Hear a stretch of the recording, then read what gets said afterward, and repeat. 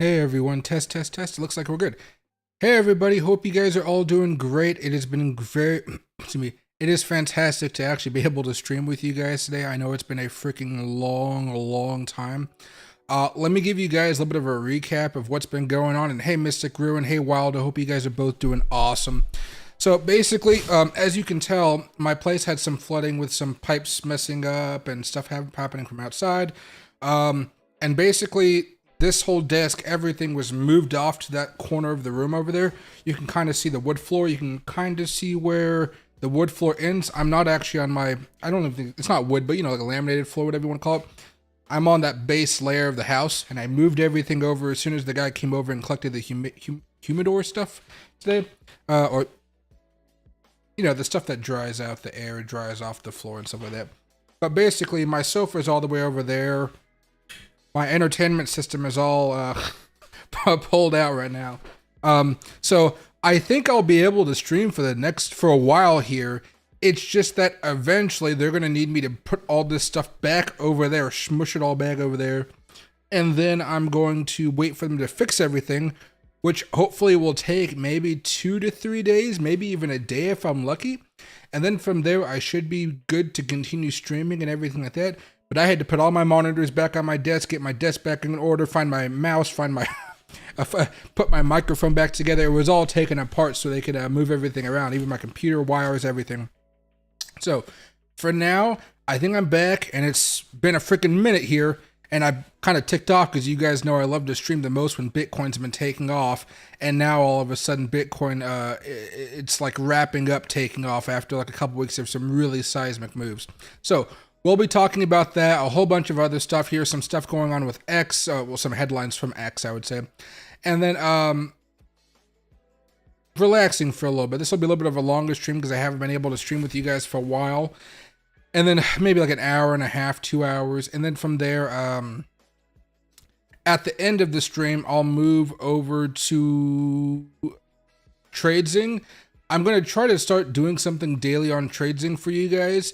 I'll go more into that towards the end of the stream here, but for now, I'm good to stream. For now. Although you're going to see the back of my place is completely trashed. You're not going to have the normal view with the red lights and stuff in the background until the flooding damage is like it's dried, but it's not repaired.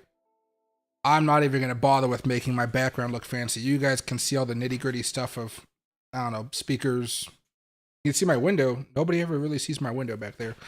Mostly because if you look out the window, there's literally just a forest back there. There's nothing special. Bugs and insects and stuff like that, right? Okay.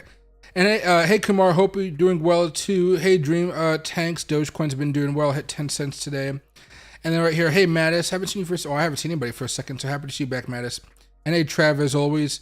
Apple and Android phone have a new keyboard update right now. Check your iPhone, capitalize your keyboard, and hold the letter D. You will see there's a Dogecoin logo there now. Huh. That'd be kind of interesting to test out sometime. Let's see. And hey Trav, any trades right now? I might see you live again. Hey Jays, I appreciate it. We're looking at you, not your background. I know, but it freaks me out because normally I'm not used to having it. Let me go over here very fast. As far as trades right now, I'm pretty... Oh, that's middle display. Oh, it's thinking that this is the middle display. It's not the middle display. See, this is the stuff I have to tweak out over time. I should be able to go from display 1. Oh, no, this is my second display, though. So that's not that one. This is display 3. I think this will be fine for now. Sorry about that. Yeah, but I still got to tweak out some stuff. See, this isn't even in the right spot here. I should move here to get in the right box. Now, as far as any trades I'm in, yeah, I'm more along altcoins.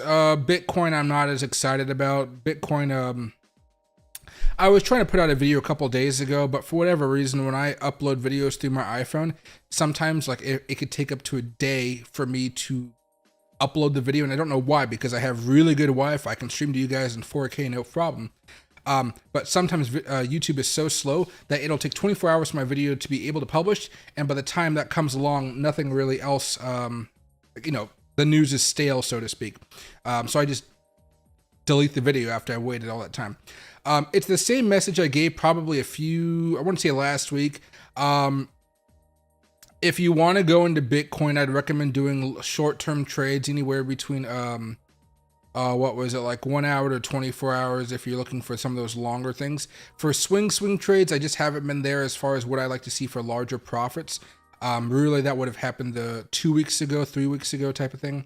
When it comes to what I'm buying, the last official one I gave you guys was Matic. And I mean, that had to test you as far as I'm concerned. We'll talk about Bitcoin here in a second, but Matic is something I'm still in quite a bit. Let me go over here to a daily chart. Basically, this was the breakout that we were talking about. You saw some crossovers here. The MACD is just crossing over today, which is kind of nice. Although this is this is my MACD, not the official MACD. So let me go over here. Oh no, maybe it is. No, yeah, maybe it is. Yeah, this 1226.9. Yeah. So the MACD is crossing over today on the daily chart. So Matic is still my #1 pick. The thing about Matic though is when I bought this, I bought it right here around 77 cents. You can actually just round it up to 78 cents. But it ticked back down here to 73. My stop loss was this kind of last level of support. We didn't hit it, but my gosh, we came close. And then from here, we managed to bounce back off, and now we're trying to go a little bit higher. But you know, if I was smart enough and doubled down here at support levels, maybe I'd be looking at profit of around like 11%. But instead, I'm only looking at profit of around like 6% right now. So it's not the best. I'm still happy with it. I'm waiting to see if it has one more pop, and then in which case I'll shave off a good amount of it. You can see this baby Head and Shoulders that was here just a few days ago went down. Didn't really continue the downward move, which was kind of interesting. Mostly because I think Bitcoin was finding a way to find that, was finding a strong support level here. As far as everything else, things like Ethereum, which we've been talking about for a while, that's just started to break out. I kind of like where this is going. Again, just because it has one of those larger market caps, I'm just not that interested in doing many swing trades in it. I'm really looking forward to some of those altcoins that haven't popped yet. And this is kind of one of those painstaking processes that we've talked about quite a bit over the past few months. But just looking to see what's up against moving averages or what hasn't broken out yet. You have stuff like Solana, which has already been parabolic. You know, I don't know. This is probably a retracement level that we're looking at. There we go.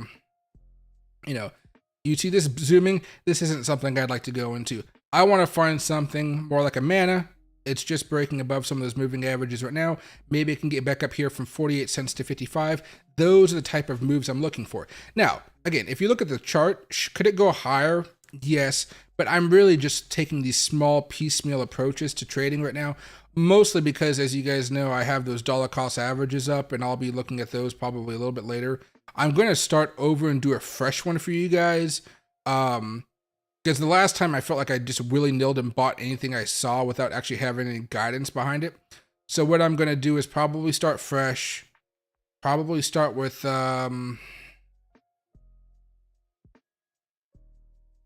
probably start at $400 a week and re-enter everything in there.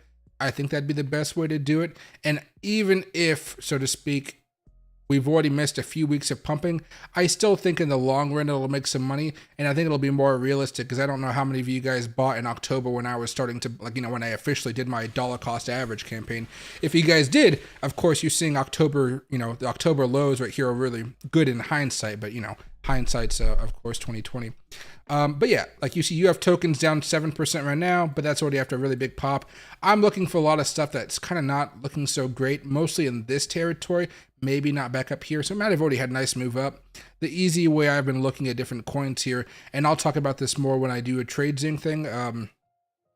So going forward here for until I can't stream because they're going to fix up my house for the rest of the rest of my house. Every day after I'm done streaming, I think I'm going to come over here because they want me to do like daily little audio rooms like you do on Twitter Spaces or X Spaces. I'm going to be doing them on here and pretty much just talking about whatever I want to talk to, but more in an audio setting, I think. And then from there, probably I'll be focusing more on altcoins instead of Bitcoin on this, because remember, you can't see what I'm talking about. You can just kind of listen. And if you guys want to, you can listen to me there. It'll only be like 15 to 20 minutes, but I'll give you guys some free plays and stuff like that I'm looking at. Members will probably get those plays for free during the members videos that I can now start putting out more of. Now, what I'd recommend doing here, which I've been looking at for the past, I don't know, 36 hours, I've been testing out some of these things. if you guys can find some things that are up quite a bit year to date, right, like Casper, things like that, but are down quite a bit in the last 30 days, those are usually going to be some good plays that have some momentum if Bitcoin continues to carry on here. So it might even, yeah. So you want to go down from what's lost the most money over the last 30 days. And if it has a decent year to date, those are things that I'd be looking at. You still want to do your research on them and things of that nature. But from a technical perspective, something like a gas right here, or maybe something like an XDC network, those might be things I'm looking forward to. Although it looks like XDC might have already had a little bit of a pop here towards the end. So that's what I'm looking for at this point in time. There's all the other ones like we talked about before, like all the simple ones. But if you're trying to go outside the box than what we normally talk about, like the outside of the Maddox, the Bitcoin Cash, Litecoin, things like that, you want to go deeper, maybe between 100 to 200 market cap levels, like this. Like this one, Teller. This might be something I'm looking to get back into. I've actually traded this a few times, but Live Peer, haven't seen this one, but this one might be interesting. It hasn't gone down too much though. I'd be looking at some of those, especially because, once we start getting into this full-blown altcoin season, which I don't think is going to happen necessarily for a few more months, I would have to, it would still take a while for me to get excited about altcoin season. I would still say, no matter when you buy a lot of these altcoins, you're still going to have ample opportunities to make a lot of profit. And one of the things that I was talking about, I went out to dinner with a friend of mine this past Sunday. He was having a rough week, and so I took him out for some oysters, like a bunch of seafood, right? Like fresh seafood, and had some drinks and cocktails and, I don't know, stouts. Funny enough, I had a really dark stout, and I had some really high quality Japanese whiskey poured into it. It was a great drink. It's not something you can necessarily order, but if you guys go to grunge bars, they can make anything for you. But yeah, if you guys start looking at like 182, well, let me actually just go right here to the regular market caps. There we go. Once you guys start passing like maybe 120 to 125, I was talking with a friend about this, you're really getting into those really small market cap plays where you guys can still make a lot of money if they go much higher. I would still say you want to look at the 100 to 125 to 130, even to the 200, right? Because even though these are lower market caps, they can still hit billions of dollars in the altcoin season. If you guys are still looking for those parabolic ones, like you can see some of the things that I've marked down of things I bought. Audio's up 70% year to date. Not the best, but decent. CFG's up 361. Golem is only up 40%. Let's go down here a little bit. Harmony's up 50. I don't actually own any Harmony, but let's go to page 4, perhaps. Once you get to, maybe I should adjust that to maybe 200 and lower market cap. You still have a long way to go, but I would still encourage you guys to look at 150 to 100 because a lot of those are fresh to the 150 to 200 level, just because of the big booms they've had over the last few weeks. But anyway, a lot of these tokens, if you can find them, I'm kind of starting to hoard up a lot of, I don't even know, I'm just starting to hoard up a lot of tokens and put them in wallets on different exchanges. The thing is, which I'm coming to realize, and I hate it. Excuse me, let's see, I like this radium here. If I go over here to markets, you're going to have to go to a lot of different exchanges to find everything you need. So right here is Kraken. I'd have to open up a Kraken account to get this. I'm thinking of opening one. In fact, I think I have one. I just don't have it actual funded. But you're going to have to start opening up multiple accounts and having your crypto in there. The scary part about all this, you see how it's just a lot of radium, right? Or maybe this is an exchange. I don't know. But what do you call it? Anyway, you're going to have to find multiple exchanges for this. And how do I say this in a good way? Most of these things that have lower market caps right now that you might have to open up a bunch of exchanges on, you should always just keep in mind the health of the exchange that you guys are opening up. So something like a, well, no, like when we start seeing the end of the Bitcoin bull run, and I'm talking about it's going to be a while before we see the end of the Bitcoin bull run, but whenever we see the end of it, it's going to be imperative on you guys to make sure you guys don't have so much money in cryptocurrency, because again, there will most likely be a very seismic crash event over a period of months that'll take us into a mild crypto winter, we could see a lot of exchanges fall down again. Even though we've had a lot more regulation, a lot more rules, things could still happen. And this is something I'll remind you guys of way in the future, but just be careful not to freak out if exchanges start going down.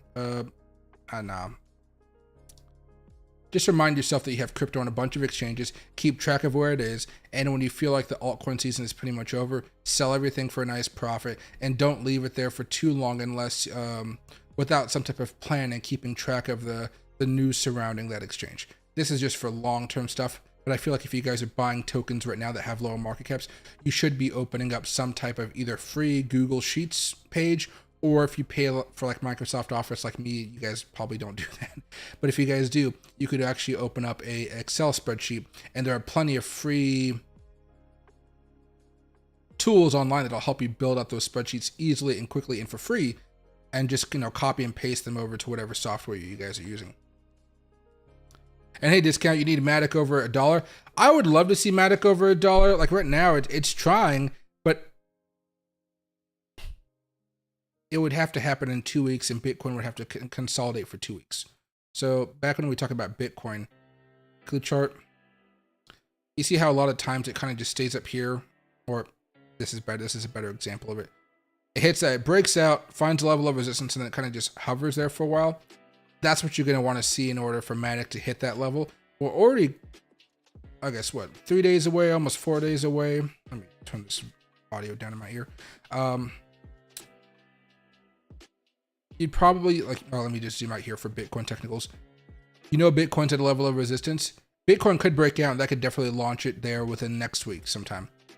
If you want to see it, though, in a more organized way and have that big pop, I would probably say we just need to see Bitcoin consolidate. It's okay if it dips back down a little bit. It definitely happens all the time when it comes to Bitcoin. Remember, there was a freak out here. There was some crazy freak outs here. Those were like 2,000 plus drops, and it was scary to be a part of that one.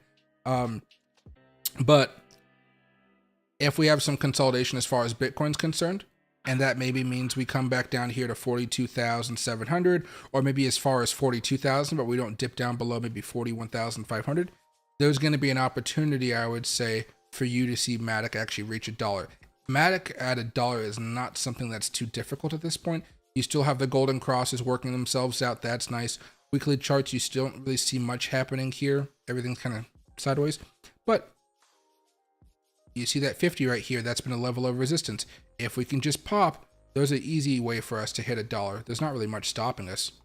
The MACD on the daily chart, or excuse me, the stochastic on the daily chart just topped, went green here a few days ago, and today the MACD is going green on Matic as well. So I'm hoping by the end of the day we hit 85 cents, and then I'll probably sell some. Yeah, that'll probably be my first opportunity for a scale out. Because when you have your support, or when you have the dip so close to your original support level, it really screws up your price targets. So for example, if I just put this here, already broke through, it's up here towards 85, 95 is up here. I guess I'd probably have to back this up a little bit. This is what I'm talking about. Like, it really messes up how far you can go. Overall trend. Yeah, that looks more realistic. Right up here, we got 93, and then we hit $1 right there. I think it's easy for us to break above this level. I think we're easily going to get there. That next part's going to be the difficult one, back up to $1. But as long as Bitcoin's consolidating, I think we'll be okay. I'm hoping, from just a pure technical perspective, I'm hoping we can break out today. From there, if Bitcoin comes back down, we can retest, and then we can continue to chug along. But you know, as soon as Bitcoin drops down, like it has its first like 2% drop or something like that, altcoins tend to freak out a little bit, and you can actually see it happen right here, right? See that huge wild move? That's something that would concern me a little bit. It wouldn't cause me to sell, but it, you know, freaks people out nonetheless. But the overall market just seems to be healthy. Like, look at the Dow Jones. That break that we talked about before, my house flooded. Boom. NASDAQ breaking out, all-time highs. And the SPY, of course, breaking out, going higher as well. Hitting a level of resistance. Hasn't gone to new all-time highs with the SPY, but it's getting there. It's getting there for sure. And hey, Tony. Oh, what do you call? I'll be fine. It was more of just a hassle to deal with the flooding and stuff. Like, I gotta get practice getting back into the talkative mood with everybody. But you know, like everything's kind of just like tossed aside right now. It'll be fine. I wanted to show you guys Loki, but I don't. Loki. Loki. Oh, I have no idea where Loki went. Oh, here he's clacking along. Oh, he brought a tasty ball here to play with. Sugar. You guys see? Yeah, you guys. Oh yeah, I put my camera further back so you guys can see more of Loki. All right.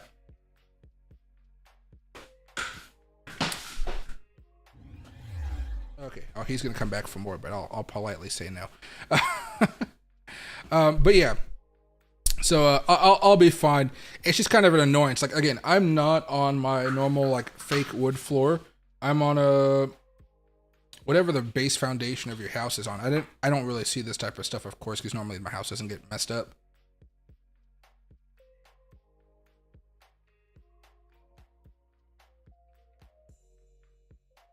See, Carl, in CVR long, how's it look to you? Thinking 89, 8090 profit. Thanks. Let's see, CRV.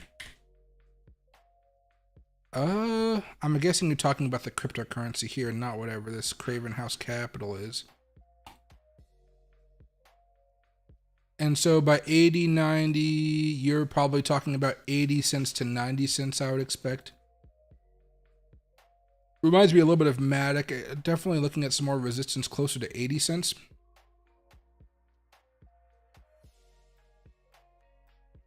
Golden crosses are coming up pretty nicely. You might see a little volatility that might try to kick you out of the position before then. But I would still say, yeah, 80 to 90 cents is fine. Me being more cautious, I'd probably say I'd be getting out closer to 80 cents than 90. Usually I do get out a little bit early, so that may actually convince you to be in there a little bit longer. Has it broken out yet, though? Yeah, so you had a breakout, kind of went back down. It's still moving up fine. How did it work out here? See if I do this a little bit more specific on the daily without making an effect.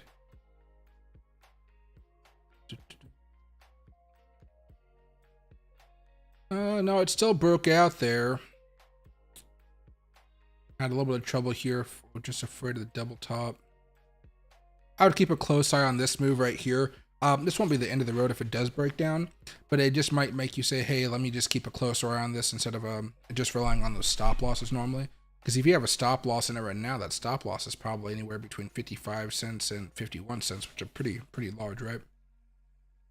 But zooming back out, I think 80 cents is a good price target here. Anything above that, I think, is just, you know, cream on top of the strawberry, so to speak. I don't know if that's a saying, but I'm gonna make it into one. Yeah, because then you got 72, then it goes straight up to $1. I don't like that one because I need something a little better. Daily chart started off with double bottom. Yeah, oh, double bottom. I guess I can do. See, all of this is so nasty. When you see moves like this, it always makes me pause a little bit, but I'll see. 83 cents is one. Maybe back up here.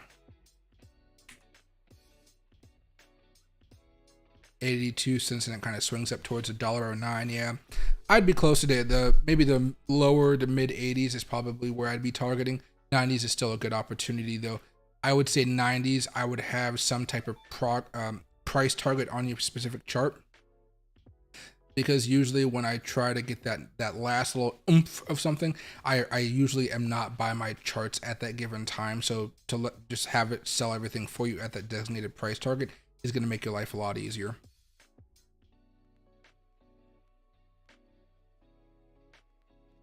How's Bitcoin looking on the hour charts? MACD's about to cross over again. That might be kind of nice. I'm hoping that Bitcoin can gear up to have another move here. We're at a larger level of resistance, but either way, if Bitcoin can take one more breath up, it'll give a lot more leeway to a lot of the altcoins we're talking about today. Now I'm gonna take that away though. Probably looking at the 1 hour chart and the 15-minute chart, probably the best things to do here though. Because if you look at the 15-minute chart alone, it looks pretty looks pretty darn nasty. but we're just consolidating for a while. You do want to take profits over $1? I mean, I think you'll be able to, but by how much, I don't know. Remember, I am such a cautious investor when it comes to cryptocurrencies. I always sell a little bit too early. And, you know, I take my money and I run home and I spend it on stuff like seafood and stuff. Here, what I'll do very fast. I think this will be fun. Or fun for me, maybe fun for you. I'm going to send myself, let's see, mail. GGGGG. Alright. Actual size. And I'll find it whenever it gets sent. I'll show you that seafood platter that I bought. I bought that with some of the profits I made from Big Time token. It was booming over the last few days, and I bought some of it with a 10x leverage and just kind of let it run. And boy, did it freaking run. Much more than I thought. That's what I'm thinking of you. Watching Matic go much more than I thought. Let's see. And Halo Scratcher, happy to see you back as well. Dogecoin is definitely doing good. Hit 10 cents today. Let's see. Any insight on Bonk, Inu, and Solana? I mean, they're both doing good overall, but I would be very cautious about Solana just because it's already pumped up so much. Usually when I have something like a Solana, I don't really do too much to my long-term holdings, but I basically am not adding more to something of a swing trade position. Day trading for about 24 hours max has been a really good way to make money on Solana. Let's see. I hate that my camera's now. Gotta shift my camera eventually. Where is Solana here?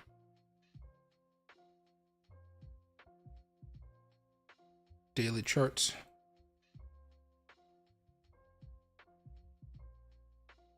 There you go. This thing has been continually pumping for a while. Over the past few weeks, it's just been consolidating. So it's cooking up for something big. So if you want to, you can be buying for a longer right now. Typically, though, in these times, I'm just couple days of you could say a couple days of holding because it's like you can start one day and end the next day, but pretty much up to 24 hours. Go over here to the hour chart. These small breakouts are usually what I'm looking for. And so you can see the breakout, momentum is shifting on the bottom. You catch on, you ride the wave, and you sell.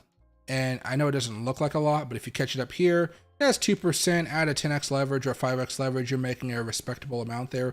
Of course, you guys can go much higher with the leverage, and I know some of you do. But for those of you guys who are maybe more capital, less leverage intensive, if that makes sense, that's a great way that I've been looking at it. And even back over here, when we first had that breakout, I can show you guys, right? There we go. Breakout right there. I grabbed on, took a ride. Didn't it? What was it? Right? Still 18 hours here. Now, I did not actually sell right here for that cool 5% profit. I sold right here for about a little under 2% profit. So again, I tend to sell a little bit too early. But I had the leverage. I was fine. I was happy. I was a little bit more concerned about what I saw right there as far as that dip. I was just like, you know what? There's something better. And I think, of which case, was it Big Time? I think Big Time was it. So it was called Big Time.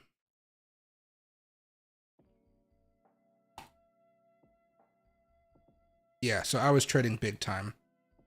You're probably not going to trade too many newer tokens, but Fairdesk was talking about it. And I was like, oh, okay, well, Fairdesk is hyping it up. You know, that means a bunch of exchanges are hyping it up. Must be some new token launching, and then I'll take my chances on it. Only because of Bitcoin going up, though, not because I believed in the token or anything like that. Back over here to the 15. If you guys can find some new tokens on exchanges, those are always some things to plop some money into and just wait. You just want to make sure that after day one, they're not falling and falling and falling and falling. Those are where things get a little, a little depressing. And hey, Alberto, yeah, I forgot about that. So let me mention this as well. So I am going to be starting sometime next year. I don't have time to start it this year, unfortunately, but around January 5th or 7th, something like that. I'm going to be starting another channel called Cigars and Crypto, or Crypto and Cigars. Crypto and Cigars is going to be the formal way to do it. And I'm going to be talking about well, crypto and cigars, but going into Web3 companies, maybe doing deeper dives into those types of companies and reading some of the white papers and things like that. And then we're also going to be talking about cigars and just smoking cigars and having a good time. The reason I have to separate it from this overall channel is a few different reasons, though. The big one is I can only post 3 videos a day to YouTube, and a lot of times it's like a technical analysis update, a news update, and then a stream. Those are the 3 notifications that I give you guys, and that's not even including any shorts out there, or, short form content. So if I were to give you guys another video or whatever, YouTube would not actually show it to you guys whatsoever. And, I'm also afraid if I'm smoking a cigar repeatedly on a video or something like that, like whatever it may be, maybe they may try to demonetize my entire channel for fear of tobacco products or something like that. So I've started the other channel. It's an old channel that I used to run. It has some old tutorials on it that still get views to this day. But it's going to be really fun to check out later on. Let me see if I can go over here, pull this off so you guys can keep on watching Bitcoin. And then, yeah, but it'll basically be like, hey, check out this cool cigar we're smoking today. If I get a free cigar from one of you, or a sponsored cigar, which I doubt I'll want to get any free cigars from a cigar company, I'll talk about it and give you the flavor profile. I'll pull up my Saint DuPont lighter and light it up all fancy like. And then we'll do a deeper dive into a project that you guys want me to talk about. This project could be anything as long as I've done my own little filter and see, okay, this thing looks legit or this thing's a piece of crap. There's no way I could tell people they should even think about looking at this in the first place. There we go. So yeah, I haven't posted anything to this channel in 6 months. But you guys can see I've done the new little top. I need to fix this up a little bit. I'm going to fix this picture right here. All this stuff's probably going to disappear maybe. I don't know. This one has like 5,000 views. I might keep that up. But the rest of them probably not. Maybe some shorts and stuff like that. Yeah, these are before I even figured out how shorts worked. So probably going to clear out a lot of that channel. And then from there, talk about my favorite cigars. I got cigars actually on the road if they ever get here. And then from there, talk about different projects, stuff like that. If I hear anything coming from Seattle, I'll be talking about that as well. A lot of big crypto startups in Seattle right now. I think because a lot of the AI people are here, and a lot of computer programmers have their day job at Microsoft or Amazon or anywhere, and then they're basically just starting all their side hustles because they all want to become super rich, because everybody seems to have a side hustle in hopes that they can become oogly boogly, wealthy by just selling their product to one of the huge companies that they all work for. Which reminds me of this story that I saw earlier, which I wanted to talk to you guys about. This is from Moby Media, looks like. Surge in venture capital for crypto and Web3. A surge in venture capital for crypto and Web3 amidst Bitcoin's rise. I hate the way that title was done. But anyway, you're seeing a lot more venture capital money start to flood into cryptocurrency markets. I'm going to start going to more cryptocurrency events, I would say, over the next a few weeks and months and stuff like that. And if I find anything special, I'll make sure to let you guys know. Usually you see some more medium to larger size projects at these expos or events that I go to, because you have to actually pay to rent a booth space. You have to bring staff there, which costs a lot of money. You got to feed the staff, buy the hotels for the staff, all types of stuff. But maybe there'll be some gyms there, and I'll make some conversations. And as those conversations go, they'll be like, hey, you should check out this project. I hear they've been doing some good things. I will check them out and maybe make a video on it with you guys. And I don't know if I'll be able to do live streams with smoking cigars. I've done a few here, but usually it's been, not every single stream. It's very spread out in between them. I'm thinking that I should be able to at least have a video where I talk about what's going on, then we do a deep dive into the white paper, and maybe I'll have ChatGPT go through the white paper and put everything in note form so I can kind of talk about it piece by piece, and then you guys can get an idea of what's going on here, along with some maybe graphics that the company may provide, not to me to pump them up, but just like, hey, they're trying to show what exactly their product does. Like, I'm sure I can get permission to share this with you guys. I'm sure. And hey, Alex, thoughts on AMP? Probably talking about crypto.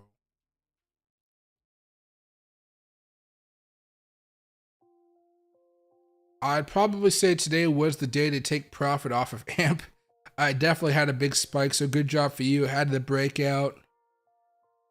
Yeah, every golden cross isn't up here. You might see another wave upcoming, I would say. But, you know, as far as you just taking profit because you saw the big spike, I think that was legitimately the right thing to do. You might see it come back down. I'd probably have some here as far as what I think of AMP. I think it's okay to have some for a longer term hold. But as far as like a swing trade, it was perfect. I'm sorry, guys. I know you guys can't see exactly everything on my charts. Okay. You saw the consolidation. You saw the breakout. There's a change of character here also now. But you saw the breakout happening above a moving average, and you sold. Now, I don't know if you managed to sell all the way up here on like 0.0047, but even if you came anywhere over here, that was still a really good profit. I mean, like, let's say you bought kind of in the consolidation zone.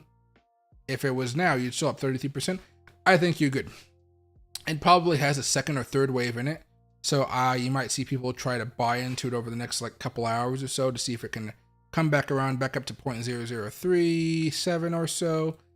I wouldn't necessarily make that trade, but if you wanted to have some fun, you could probably hop in there.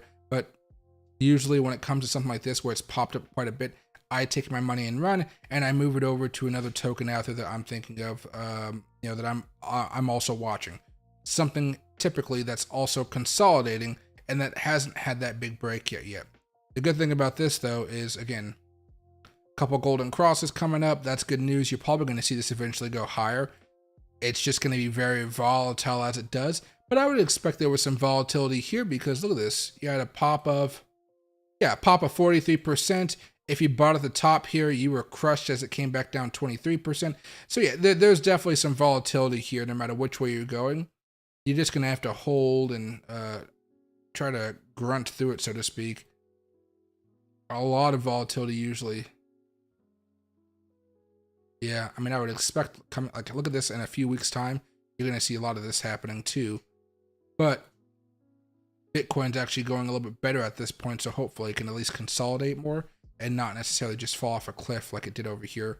Maybe just find the support level again, consolidate, and just back up.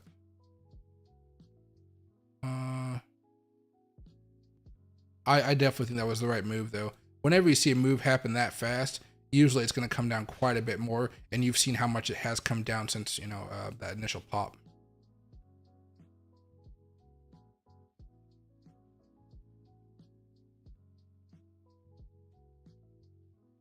And hey, Dean, as far as Ethereum is concerned, yeah, Ethereum is not something I really want to be buying at this point.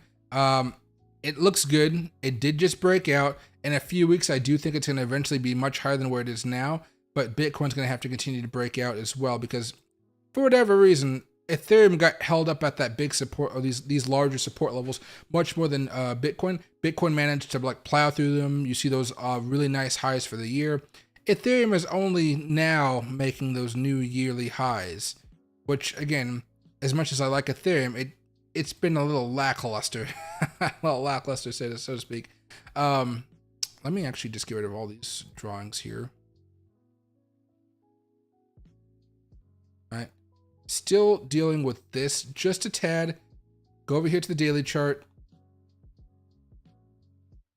Pop it back on there.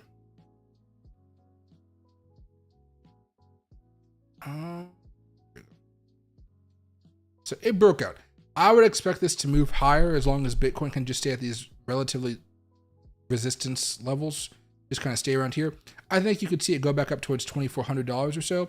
Your question though is, do I see it dipping in the short term before hitting 2,500?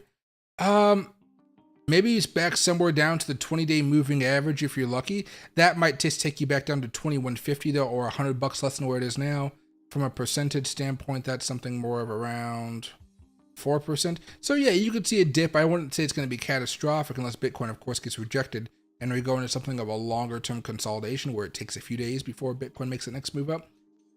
But there's really not too many support levels here that look fantastic. You know, you got something more like that where we can consolidate a little bit more, but ultimately, get rid of that line again. I go back to that weekly chart. You're seeing the breakout. This is the second week of the breakout. We have some more room up here before we hit some really crucial resistance levels. Really until we hit like, $3,000 or so, which I think we have a lot of upside here for Ethereum. I think we're just waiting for it to actually have that big seismic pop.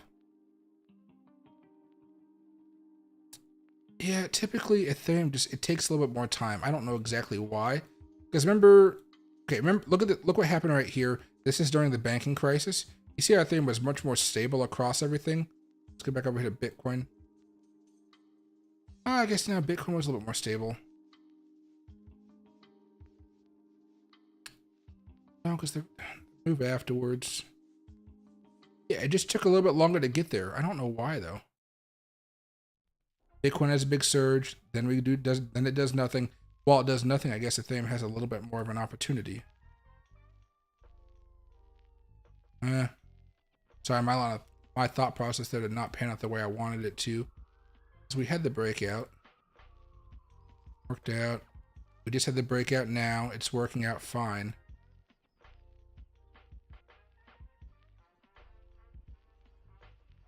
Yeah, it's still working out fine. Even the breakout right here.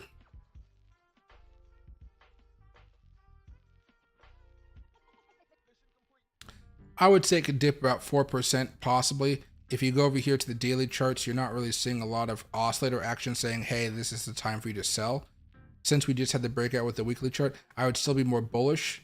But if you're looking for an opportunity to watch it come back down, just wait and see if Bitcoin can break down on these 4-hour charts. If we start breaking down below the 20 moving average here, it's not going to mean the Bitcoin rally is over. It just means it needs to consolidate. That consolidation will give you the opening for Ethereum. Right now, it looks like Bitcoin's still consolidating very strongly and it's not giving up anything.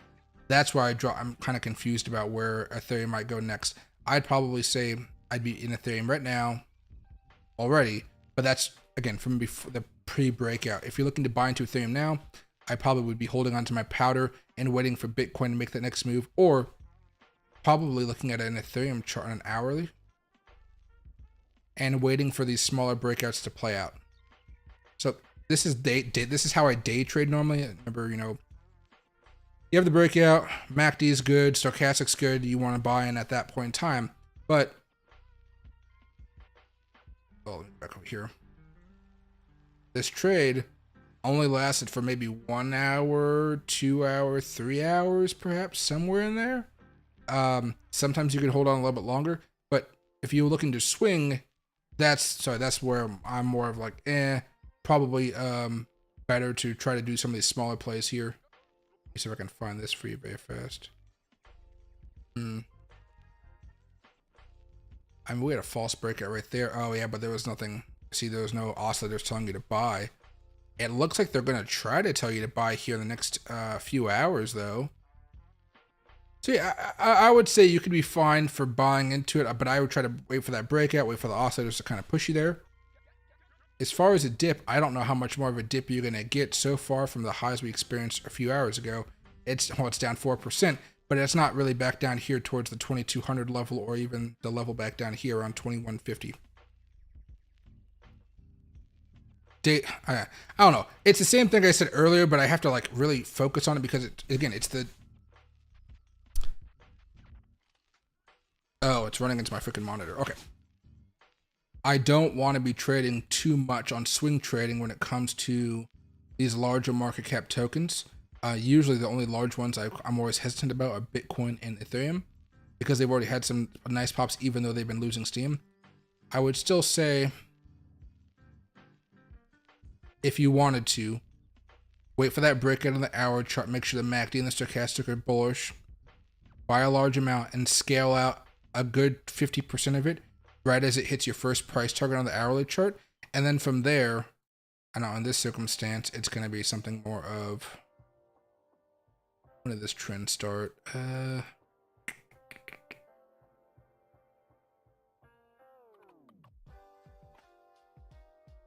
don't think this will be.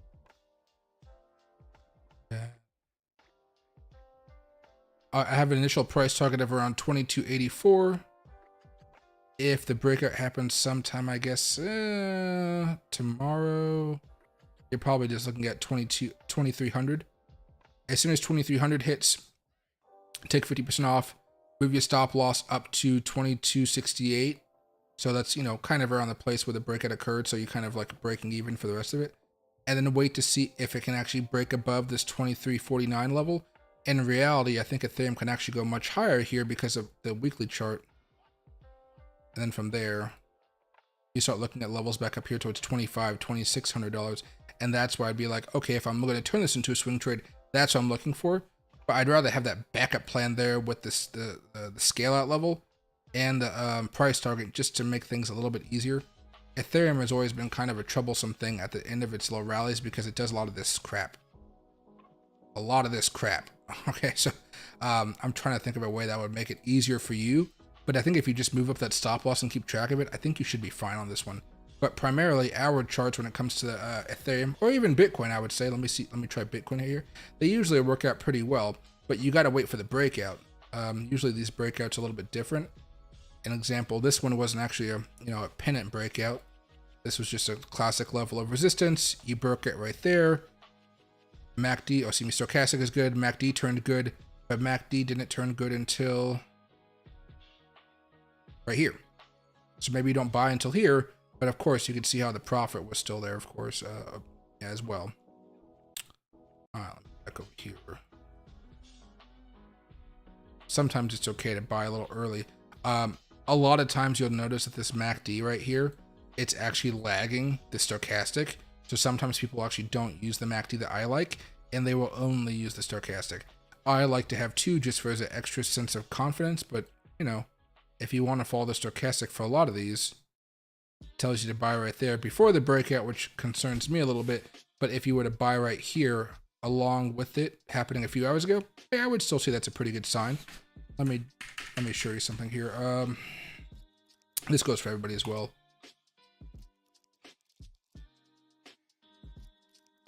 Depending on how you see this stuff, because a lot of people try to do it with Dogecoin. You notice Dogecoin had a breakout right here, but the MACD and everything didn't turn green until right here, perhaps. Let's just say right here to see actually the stochastic. Stochastic always helps out a little bit earlier. Yeah, so right there. So that might be an easy way for you guys to do it. I've already put all the strategies about like the numbers and settings you guys probably want to be using for your MACDs because I use different numbers than most people. But I think the hourly method might help you guys out a lot here with a lot of your different positions. Even Dogecoin right now, we topped up at 10 cents today, almost 10 or a little over 10.5 cents. We're about to have a crossover here. That might be an opportunity to buy. And you see the MACD over here. It works until it doesn't, so make sure you guys have your stop losses. It's been working the last few examples, but that's because everything's been going up. As soon as things start to tilt over, just be careful. Don't try to put everything into it just because you think it worked a few times on my charts. All right, now let's back over here. 15-minute chart with Bitcoin. Let's go to 2-hour chart with Bitcoin because I just want to see if it pops up here. No, 15 will do. I'm hoping that Bitcoin will have a pretty nice pop sometime later on tonight.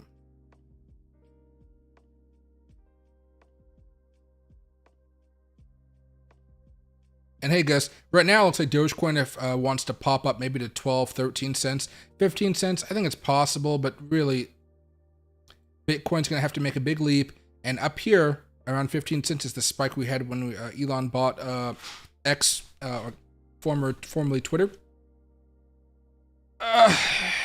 We're going to hit some real deep resistance there. But again, you know, the last time we really talked about buying Dogecoin in earnest was back when it broke out. Ever since then, it's just been like grinding up, but it's been a very ugly grind. Almost like how Bitcoin has had its ugly moments, but so far it's doing fine. It's having some resistance right now, looks like with the 200 weekly moving average. Go over here to the daily. We're just finishing off some nice golden crosses and things like that. I would say we're probably going to have a pretty big drop before we go anywhere near 15 cents though. That drop is going to scare a lot of buyers out, and it's going to be a pretty big dip. Probably going to bring us all the way back down below 9 cents, to be frank. But until then, we could possibly go up to 11 and 12 and then have that big dump. So I think 15 cents before the large dump. No, after, I think most likely if Bitcoin can just be hold strong. Because again, you'll probably see Dogecoin go to 15 cents within a week of the Bitcoin spot ETF being announced as being approved. I think that's the catalyst for something like that. Dogecoin usually is this very slow, grinding, boring thing to watch, but during altcoin season, it loves to go parabolic, and that's kind of what I'm waiting for right now. But yeah, I think it can hit 15 cents. It's just going to take some time. 11, 12 before a larger drop. You can see where these moving averages are right now, unless Dogecoin can have another seismic boom sometime tomorrow or the day after, which could happen. I just don't usually expect them to happen with Dogecoin, because once things get a little bit testy, everybody dumps it out of it, and there's people that buy it, of course, but those dumps really freak out traders. There you go.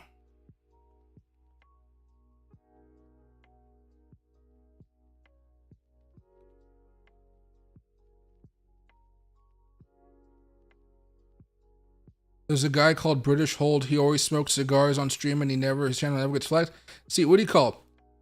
Trust me, I've thought about it, but I have gotten my channel, not my whole channel, but the video demonetized because of it. It only happened once, and it was last year, so maybe they improved the policies. Because if I go out there and I look on different YouTube channels nowadays, let me see, I don't know, cigars. You see a lot more cigar channels out there. I was trying to practice retrohaling last night, and it did not end up doing well. I like burned my freaking nose off. I usually like to watch this guy Kirby Allison. Not this particular video, but he talks with a couple of British guys. The guys on the very left of that thumbnail, the two guys. Great. It's like ASMR with like old British casual talking voices. It's really nice. But I'm thinking I can smoke, but I don't know on stream. Like I'll try to figure out the policy. Maybe I can even ask ChatGPT about the policy, but I'm terrified of losing the channel. Mostly because, again, I've had my channel terminated before in the past. It's a freaking traumatizing experience, because I think at that point I spent like over 1,000 hours building the channel, and then boom, YouTube within a day just took it all down. Now I was able to put it back up, but it took a lot of backroom talks, you guys going to Twitter for me, friends of mine on larger channels on Twitter talking about it with calling out YouTube for me. It was a whole process I never want to go through again. So perhaps if the Crypto and Cigars series does well on the other channel, and I get no problems, my channel gets monetized, then maybe I can incorporate it onto this main channel. Maybe. I would have to move some stuff around, but I think it'd be okay. Like if I have a larger part of it, I think it'd be fine. Or if it's part of a larger channel, I think it'll be fine. It could be a every Saturday video where we break down something going on in the world of crypto, and almost like a podcast format. But it's hard to find a lot of podcasters who smoke cigars, so it'd be very awkward for me to be the only person smoking a cigar there. But thank you for letting me know about that. And British Hold, I was going to look him up very fast. If I can find him. Yeah.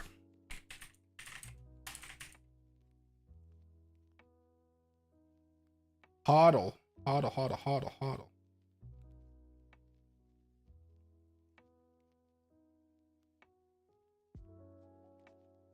Maybe it will work. I don't know.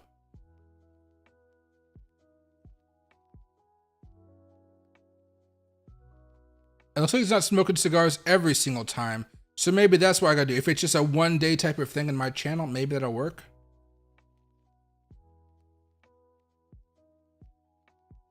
I mean, I see he has a torch lighter. I don't know. Those torch lighters freak me out. I have a torch lighter, but not that type of torch lighter. I will look more into it, though. I'll see if I can ask my friends about it.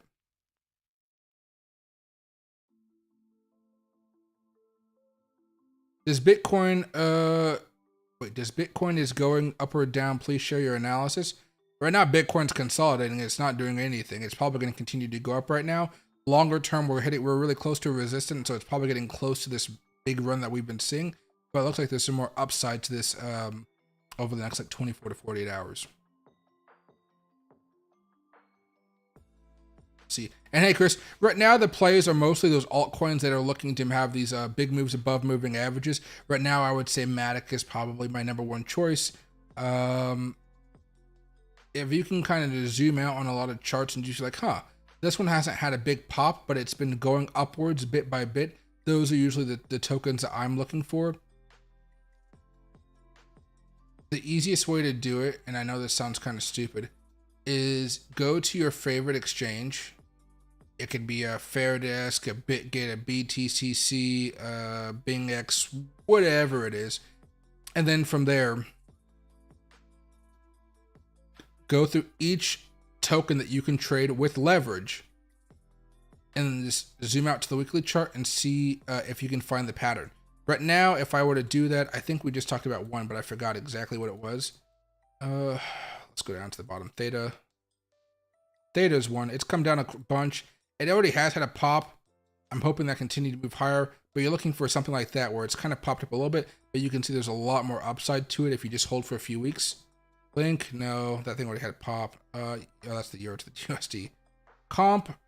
Okay, this is an interesting one because it's on Robinhood. It has a smaller market cap, but not a massive one by any stretch. Comp might be something you're looking at here. I'm really surprised Comp hasn't come back up as much. I own quite a bit of Comp just because it follows my little Robinhood rule, if you guys remember that. But Comp might be something. XLM, no. Pepe, Arbitrum, ID token. I mean, ID token might be something okay. That's Bitcoin. UFO, Sushi, Spell token. Spell token is something I'm looking at. I mean, we're already entering into this order block pretty much. You could see this go from the last 4 digits here, 6404 up here towards 9128. That'd be a pretty big pop of what? Yeah, like 50%. Spell token. I bet it has a lower market cap because I own some of this. I just have not been watching it as much as I probably should.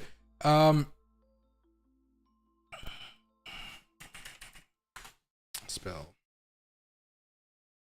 Yeah, market cap is 68 million. Very small one. But you know, you have to find out if it's on your exchange, Kraken, Trader Joe. I don't know what the hell that is.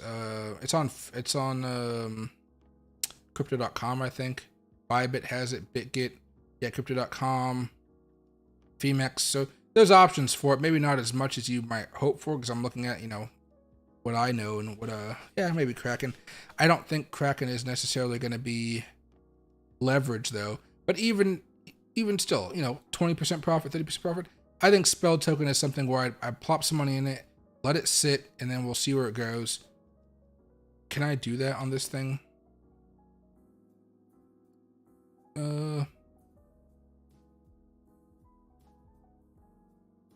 Create new order. Paper trading. Connect. I'm not good at this stuff at all, but I want to use this more often for you guys as far as paper trading is concerned. All right, so let's close this back down. Trade, create new order. Okay, so we're gonna buy. Ooh, I don't know. 100,000 units. I'm sure that's not too much money. It can't be a lot of money. All right, now if I go back over here, long. Oh, does it tell me how much money I'm making or not? Oh shit, I gotta practice this a little bit. Oh, there we go. Okay, I just have everything. Average sale price, less price. Okay, we'll keep track of it. I'm hoping that I can get a percentage profit here. Now, I don't really care about the actual profit loss. It's the percentage of increase. But I think as long as I've done that, it'll show you where I bought it. So I can go right here. All right.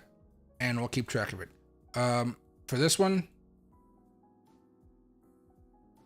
I'm probably going to try to hold this. Okay, so this is a longer term trade. But I want to see how it comes back in 2-3 weeks or something like that. Especially since you're about to see a golden cross here happen sometime in January. Has this thing ever had a golden cross? No. But this is the weekly chart. Maybe the daily chart's probably a lot easier. Yeah, there's some crossover stuff happening here. Golden cross is happening right here. Oh yeah, that one ended up being a nice move off of it. But yeah, so I'll watch it closely. But definitely something you want to just latch onto for quite a bit of time, though. At least a couple weeks here.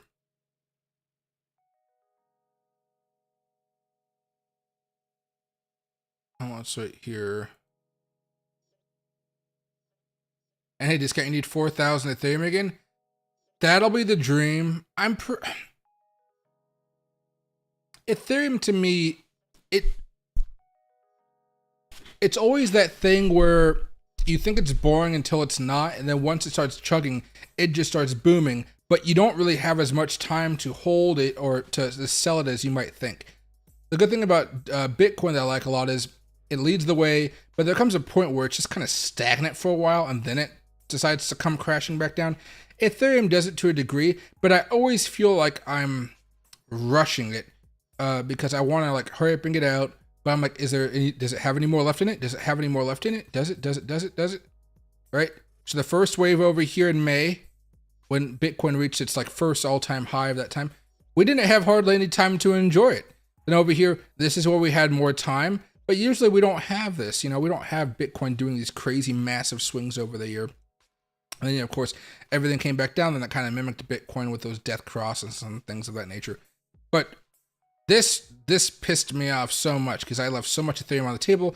I think I got real lucky that, and the high end that Bitcoin came back the way it did. Maybe because of stimulus checks, the way the economy was kind of rumbling on with all the free money in the system.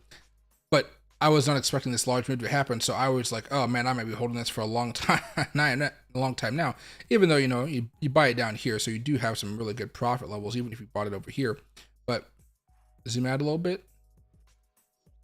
This thing looks like it wants to chug back up past 4,000, maybe even to 5, 6, 7,000 over the next year or so. Maybe it goes higher than that, but I never try to get too, parabolic with this type of stuff. Whenever it hits it, I'm like, ooh. But my things with the way I time altcoins in general is not to look at their technicals so much. It's to try to time it along with what Bitcoin is doing, because as soon as Bitcoin has those all-time highs, plus those golden crosses, the fuck is on my screen right now? Why are all these arrows here? See, is that because I opened up that, what do you call? Or is there a strategy here?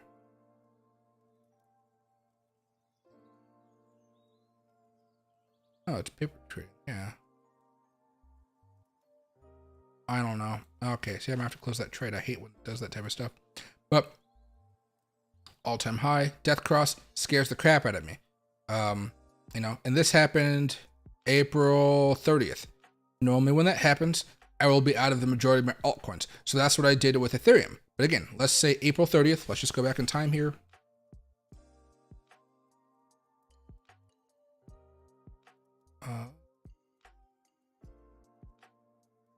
April 30th was right here. Again, right after that, I break out. We went up a little bit more, and then we had that crash, and then we find a level of support. The one reason I ended up not selling my Ethereum after the crash was we didn't really break down below too many support levels, which was very surprising. But a lot of altcoins did, of course. But whatever. Freaks me out a lot, which is why I try to say, is there any more juice left in it? Is there any more juice left in it? There was some juice left in it. That juice was an extra, 63%. Kind of important. Kind of important right there, that last little squeeze. But then, of course, if you hold on too long, let's say you bought over here or something, that dip happens and you're down like 50%. You gotta play it safe. Gotta always play it safe, but sometimes we just don't want to. Or we're chuckling as we're doing something very dangerous in terms of trading strategies. But you guys know I've done that quite a few times. There we go. Okay.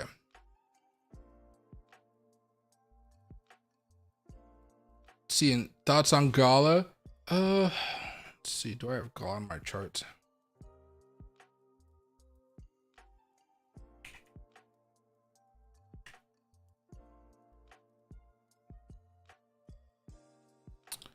4 hour doesn't look the best. Looks like it wants to come back down, maybe back down here to less than 0.0828. Let's go to the daily here.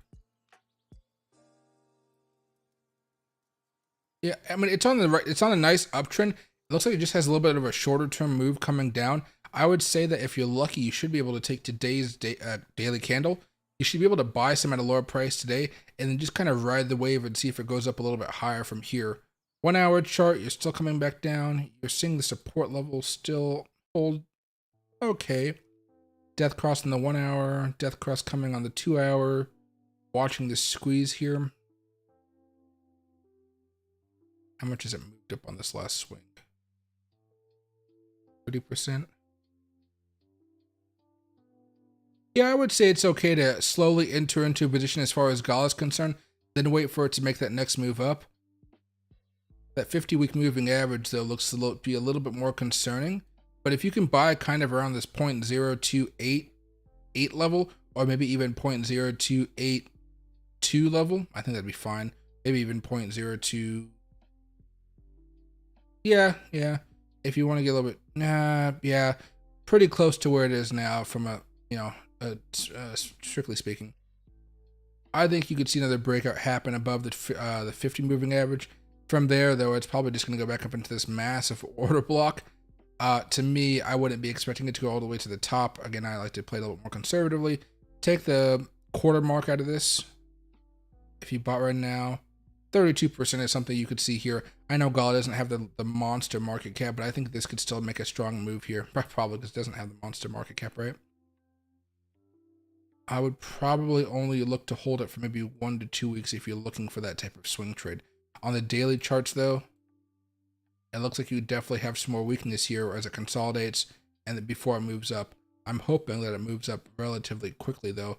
Looking at these weekly charts, this thing is ready to blow up above the 50-week moving average. Let's just hope it actually has the oomph to do so. I think Bitcoin will take it there, though, as long as Bitcoin continues to consolidate here and then eventually break out sometime over the next 48 hours, which it looks like it wants to do here. Maybe even break out sooner than that because of the way the daily chart's setting up. A little bit of consolidation, then we pop. But right now, Bitcoin just turned into like a blowing blob, which is okay. Everything needs to consolidate every now and again.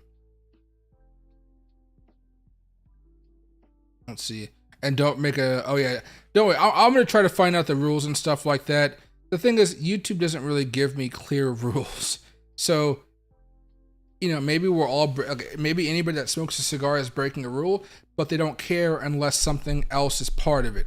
As soon as I make a video talking about why teenagers should start investing into, investing in cryptocurrency, whatever, and I'm smoking a cigar during it, all of a sudden, oh my God, he was talking about cryptocurrency to teenagers. This is the tobacco is the thing we need to strike his channels, yada, yada, yada.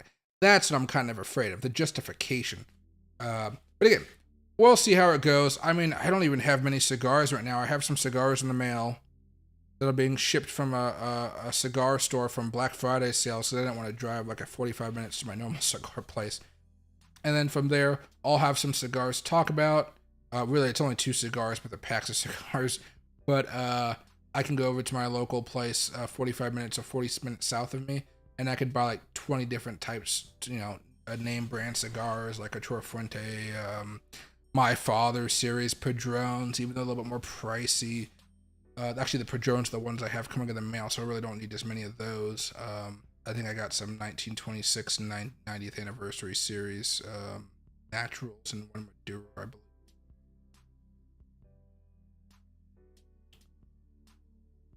Crypto, cigar, and wine or whiskey channel. Okay, so drinking, I don't know how that would work out, but I'm hoping that if I just say, hey, I'm not gonna monetize this specific video, I'm wondering what YouTube would say about that, because I would love to pair up whiskeys and stuff like that, but I just don't know if I'd be allowed to drink them. I can't drink them on stream. I wonder if I could drink them on a video and then do it. I'll ask some of my contacts at YouTube and see what they say. I'm pretty sure I'll be allowed to do that. But the name would be Crypto Cigars, and I'll be pairing this lovely Arturo Fuente with this classic, I don't know, Pendleton? I don't know, Hibiki. I don't know, I'm a big sucker for Hibiki. But, pairing it with this nice whiskey, and then from there we can talk about whatever. I'd be up for that, even wine and things like that. I mean, I got like maybe 30 bottles of wine in this house. Not a crazy amount, but crazy to some.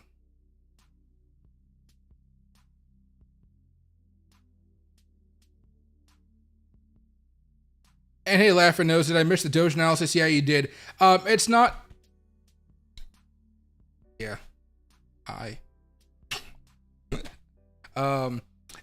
Basically, the Doge analysis, this is a good chance that we're going to have a pretty big dip here as far as Dogecoin is concerned. But before that, we have a chance of getting back up towards 11 to 12 cents. After that move to to 11 and 12 cents, we're probably going to have a large dip that I just talked about. And that dip We'll probably give you another opportunity to load up before we start looking at something around 15 cents. What you're hoping for basically is that Bitcoin continues to consolidate and it doesn't take too big of a tumble over the next few days.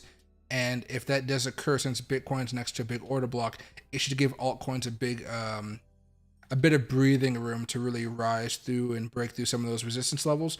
Because once all that money is not going to Bitcoin, altcoins will really flourish. It's just that you guys are going to have to be watching a lot of them closely, because as you guys know, a lot of these altcoins have fallen down a lot over as Bitcoin consolidated the last time a few weeks ago. And now everybody's waiting for them to make the next big move. I go over here to like the daily chart. All right. You just kind of have to zoom out a little bit. Dogecoin's doing fine since the breakout. But, you know, sometimes when Bitcoin has its consolidations and whatnot, you'll see that Dogecoin and a lot of other altcoins will have their big crashes. This was what, the November 21st. Yeah. So Bitcoin chart, it didn't really look too bad. But for Dogecoin, you know, that week was absolutely hideous. Bitcoin wasn't making new lows, or it wasn't making lower lows, it was making higher lows. Dogecoin, a lot of other tokens, you know, they were just getting slammed through that process. ADA has just started to break out. This is something that you guys should be looking at. Day trading more, I would say. XRP had a breakout here. I'm expecting good things from XRP, but again, a lot of stuff has to climb back up to where it was. Those are the things that I'm looking for. There are some things like Solana that have really pumped up even more. Those are more day trading than swing trading for me. Ape token, I'm hoping for a really robust pop. Ape token did scare me a few weeks ago, but I think ultimately, back up here, I think Ape token is ready to rip back up to above $2. So there are a lot of plays out there. And they're all dependent though on Bitcoin just holding steady. Maybe even if Bitcoin drops 1,000 points, I think we'll still be fine. But you gotta hold steady and wait for that larger move to come, because if Bitcoin can just continue this grind, I think it'll be fine. Again, you know, this is the type of grind we're talking about. But even this consolidation led to altcoins really getting hit hard, decimated, whatever you want to call it. Long-term holders that bought those original breakouts, they're not really concerned right now. But if you're buying those breakouts and things like that in the middle of the larger swing trades, that's where things get a little bit more testy. But you know, you go through the list. Ethereum still bullish on MACD, still bullish on stochastic. ADA still bullish on the weekly chart for stochastic, still bullish on MACD. Let me just do this. There you go. XRP still bullish. Ape still bullish. AXS still bullish. AXS is probably still going up a little bit more as well. AXS still good. Matic still good. BNB not as good. Binance is going through its own stuff, so I think we can understand that. Bitcoin Cash, a little bit iffy. It did break down, didn't it? Yeah. I mean, look at that drawing dip and rip. I think I only drew that because everything related to Bitcoin has been, it dipped, it's done, it's no more. And then all of a sudden it ricochets back up. And look at, looks like it did. Bitcoin has been driving the bears nuts, me included, because I have been bearish on some days. And I mean, if I'm bearish, then Bitcoin drops 2,000 bucks in a day. Was my bearishness warranted? In some respects, yes. But others, I thought it would roll over more and give us more of a buying opportunity. We're not seeing those because all of a sudden the crypto market just pumps back up, and it's not in a consolidated, nice and easy method we can kind of track everything. It's like snap, we're back up and reaching for new yearly highs. It's been freaking abysmal. Well, for bears, excuse me. Oh, and hey, I'm happy to see you back, man. Let me know if you have any questions. And as far as copy trading, still doing copy trading. I need to start doing some more copy trades though, because I've been doing some smaller trades because they've all been small margin trades because I've been doing some puts and some longs and stuff like that. I've kind of been getting obliterated a little bit in the copy trading market. I guess part of it was honestly because of, if you look at, oh, you guys can't see my place, but my floor being ripped down, things like that, and me using my sister's computer upstairs and my phone. But I think now I'll probably be taking a little bit more, probably less trades, I would say. Oh, and hey, Ellen Time, happy to see you. And hey, Laughing Lows, I already talked about Dogecoin, I think twice so far. Like, you just refresh or rewind the stream and you'll find them over there. I don't know what's it here. let me see. Anything going on with crypto on this Twitter right now or X? Oh, the debate's been going on. I'll check this out later. I can't usually show too much stuff about the debates and things like that because if a Republican nominee says something that YouTube deems as misinformation, my channel will actually get a strike on it. It happened over a year ago when I was showing you guys the Ukraine footage on Twitter. I think it was before community notes really became prevalent, but there was a picture of a jet flying over Kiev or something like that. And then I was like, oh, damn, look at that. Jets flying over Kiev. And YouTube gave me a strike on it. And I do not want that to happen again. YouTube and misinformation, it is brutal. Even if it doesn't really have an effect on society, they don't like misinformation. So I don't even delve into those those parts all too much. And apparently it's much worse on live streams, but you have to be a really big channel in order to like do that type of stuff. Like maybe a Joe Rogan-y type. I mean, there's tons of smaller ones than Joe Rogan, but I'm not testing it out.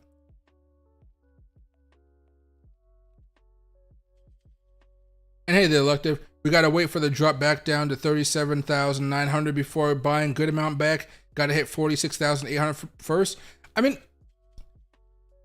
I think I said this in my video 2 days ago. It was a really shitty video because I had to record it with my phone, so the quality wasn't all too good. Same with the audio quality.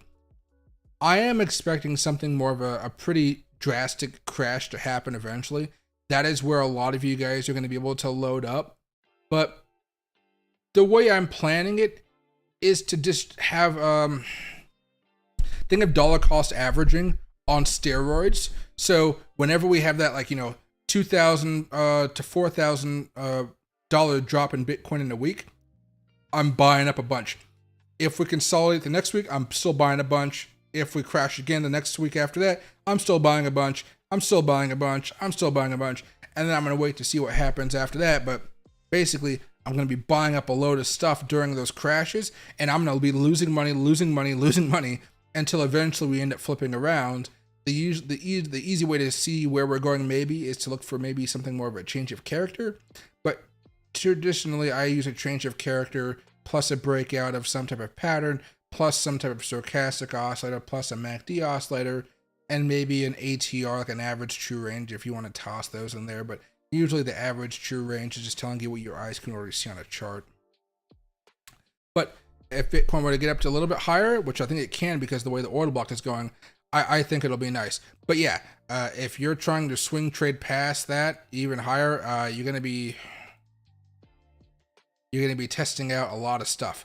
So it would be nice if we actually got up to like that $47,000, $46,000 level, and then from there, that's where we had the ETF being announced that it was passed. You know, it's approved.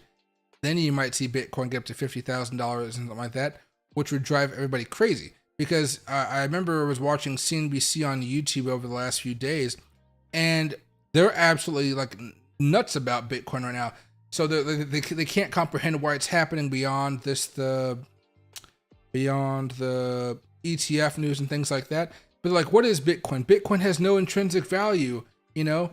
And all of a sudden, like, you know, somebody points out, well, money has no intrinsic value, but we believe in it. Well, people believe in Bitcoin. You know, there's a whole argument going on. It's always the morning guy. It's the guy that doesn't like Elon Musk. If you guys remember listening to Elon Musk say, go fuck yourself. That little speech that he gave. I mean, I died when I heard it. But he's like, go fuck yourself. And he's like, go fuck yourself. Yep. He even got that confirmation. Like, yep, get it. The guy he was talking to then, he does not like cryptocurrencies. He's more of a traditional guy, but he's a corporate traditional guy. So I don't think he'll like, he's anti-crypto, but he can be brought around if the money is there, just like the rest of CNBC. CNBC and all these companies always forget, for us people who have been in cryptocurrency for like years now, we remember how everybody laughed and made fun of cryptocurrencies and things like that.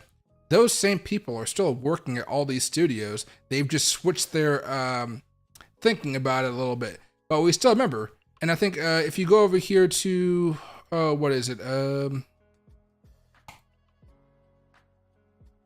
Explore notifications.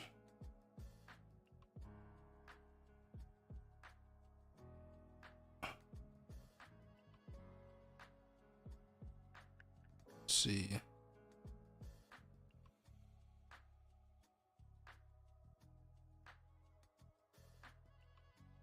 No, there was a post out that talked about, you know, Bitcoin's up so and so percent since Jim Cramer said sell all your Bitcoin. Those type of things are just hilarious to kind of watch, because it means they don't understand how cryptocurrency works, and it shows how they don't understand how a lot of people don't sell their crypto. There are a lot of us who trade their crypto for cycles, but then we also hold some you think of more of a retirement account where it's a long-term type of thing. But most of us, like me, I feel like we buy low, we sell high, then we buy more when it's low, and then we kind of put more in those longer term accounts. I'm just waiting for Jim Cramer to say sell Doge. He probably is at some point. Jim Cramer has not been the best at calling specific plays. Maybe he's a little bit better now, but I mean, a couple years ago, he was saying that Disney was a buy, and like, you could already see they're coming out with some really bad movies. You know, I just don't know what made them go down that culture war route. Maybe that's what Jim, you know, failed as far as like the analysis. Like, nobody expects them to like alienate their a portion of their consumers, because it's not all of them, just a portion of them. Even going to Anheuser Busch, Fenviz. Oh shit, I'm just spelling everything here. Right? Even Anheuser-Busch managed to find a way off of its bottom. I mean, that was a pretty catastrophic fall from 65 to 52. Weekly, monthly? There you go. You can see how much it's fallen down overall. But, again, they might be able to make a rebound here. I'm not entirely sure. From sell to neutral. Bud Light teams with NFL legends on ad for Super Bowl giveaway. So, you know, they might be able to rehabilitate. People will forget over time. But you see the same thing when it comes to Disney. And Jim Cramer's been hopping on that for, I don't know, a while. Actually, I think he said to sell it a few weeks ago. But I think, no. I told you guys to buy it a few weeks ago. My bad. But that's just because we were playing that bounce. This is the monthly chart. And you'll see we've had a bounce off of that support. But, you know, ultimately, it's what do you do after that bounce? I don't know. I'm probably not holding on to it for too long here because I don't technically like Disney as a company. But, I mean, they're profitable. I think that's what everybody's looking for right now, profitability. There are a lot of companies these days that are just not profitable. That means they have debt. If you guys hadn't noticed, because of the high interest rates, debt is way more expensive, which therefore costs a lot more money to maintain. That's why you guys are seeing the average American freak out right now, because America's debt is so out of control that we're paying like a shit ton of money just to kind of have the upkeep for it. It's an actual thing called the Jim Cramer effect. Yeah, it's absolutely crazy, but remember, he's supposedly CNBC's best trader, and his name has been dragged through the mud consistently for the last 2 years now, and it's not even like it's been a nice slugging that he's taken. Dude, this guy, he's like I don't know. You know William Wallace at the end of Braveheart when he's getting torn apart and he's like, freedom! Yeah, he's like that, but nobody's there listening to him and sobbing over his guts spilling out everywhere. Everybody's just like, no, you know, Fortune 500 companies are sad and crying, mercy, mercy. He doesn't know what he's doing. But like, you know, the peasants, everybody else were like, woo, throw the tomatoes. You know, we've all known him. You know, we've all seen him for a while. Once you kind of listen to somebody for a long time, you kind of change your opinions bit by bit. But nobody's immune from that, not even I, right? So it's just that he's he can't say I was wrong too often. He doesn't say that. Like I can say I was wrong about the last pop or something like that, but I'm used to saying I'm wrong, so I guess I do it a little bit more casually. I think because he thinks of himself as such a hot shot, it hurts his brand too much to just say I was wrong about something. Only when that public criticism got so bad did he come out and say, I've been wrong about some stuff. It's true, nobody is perfect, going on defense and stuff. But I don't know. I always laugh when it comes to Jim Cramer because I think he does have a very huge ego. And usually watching people with very huge egos suffer a little bit with it is fun to me. Think of, remember over the past couple years when BitBoy or Ben Armstrong, as I guess he's known now, he was having meltdowns at like expos and conventions because people would confront him about the scams he's pulled in the past, and he'd be like, blah, blah, blah, blah, blah, blah, blah, blah, and not just say, oh, I was wrong, yeah, I made a mistake. And cause he does it every now and again, it's like, blah, blah, blah, and I'm like, oh, Jesus. I enjoy it, but I don't want to actually be there because my anxiety would be freaking out. Like you see other people on the panel like, what the hell's going on? What do we do? I don't want to do that. And hey, Richard, I'm doing well. Thank you very much. My first stream back in a couple weeks because my house flooded. Although the flooding is gone, I just have to wait for the crew to come back in and fix all the walls that got fucked up and fix the floor that got definitely fucked up. But apparently what happened, I was talking to the guy when he came to visit today. He was collecting all the drying equipment. So if you guys don't know, Washington State's been dealing with a bunch of rain. You see over here very fast.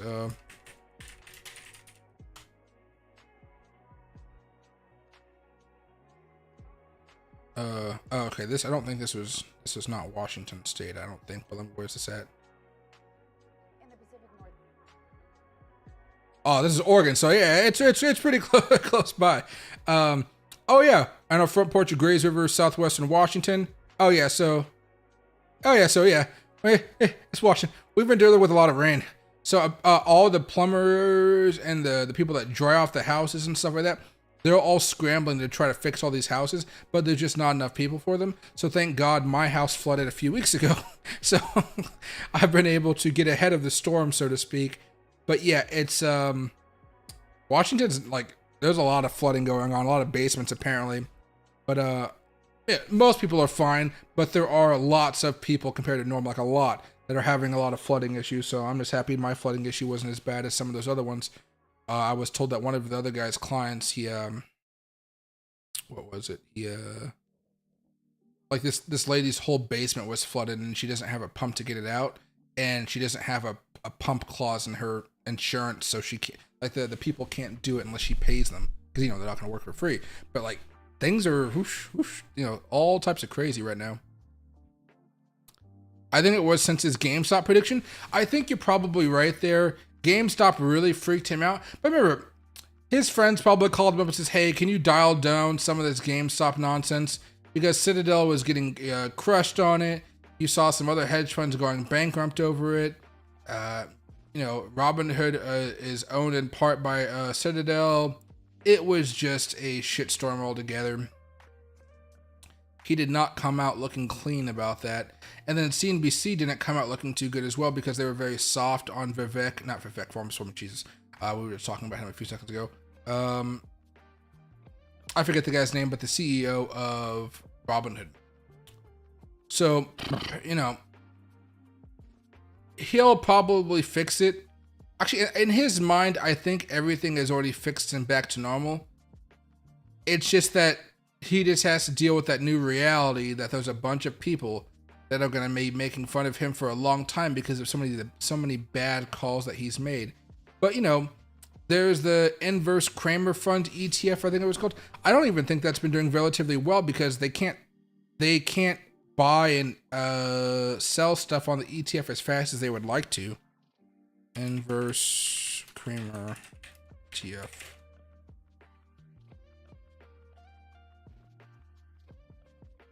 So it's called the SGEM.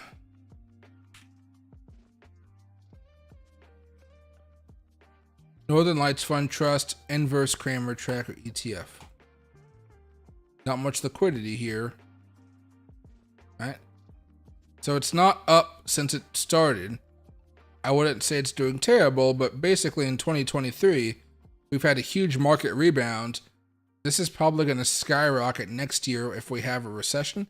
But then they're going to have to flip it when he starts saying sell, sell, sell. That's usually when the market's at its bottom. Then you're going to have to flip it all over again. So, you know, it all depends on how you look at it. But I mean, this thing does not really have a lot of liquidity. This is not like, I wish I wouldn't necessarily buy this in the first place though, just because you don't want to hop on things like that are kind of flashy. The best ETFs are really boring ones like the Vanguard. If you want to have a boring ETF that produces results, go to Vanguard. All of their ETFs rock. Some more than others, but like I never fear putting money in there. Maybe the only time I felt fear in putting money into one, it was a high risk trade, and that was the banking ETF that they had. I was buying it in March, April, and May. I haven't really done much with it yet because the banks are still kind of having issues. But let me see if I can find one of those. All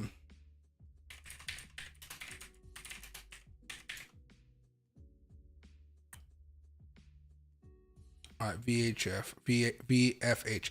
Probably the most simple one of them, but I think the simple one is, again, the boring one. VFH. Not JH. All right. So you see, oh, this is okay. Yeah, March, April, May. I mean, it's up, but it's not like it had some parabolic move like Nvidia. But you know, you go over there, you get some dividends, you're chilling out, your money's okay. I'm hoping this turns around in the next bull cycle, but it's just somewhere I'm parking my money for like 5-10 years. Right? I was hoping I'd get a nice little discount, and I did. But you know, the upside has not been that great compared to where the rest of the market is, if that makes sense. But dividends, compounding interest, making money, watching the portfolio grow, that's pretty much all it's there for. They get boring. When Bitcoin breaks out, is it better to be invested in Bitcoin or altcoins? Percentage-wise, altcoins surely would fall and go up more, but which would give the best profits?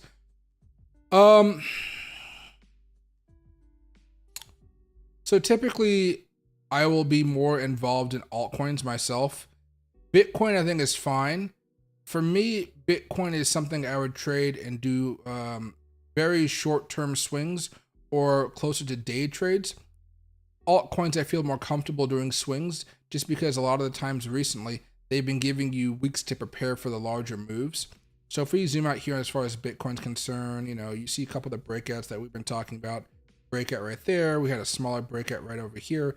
See the crossovers happening right here or a crossover happening right here. Regardless, you're seeing some nice moves. This big move, let's just say the big move started really over here, October 16th.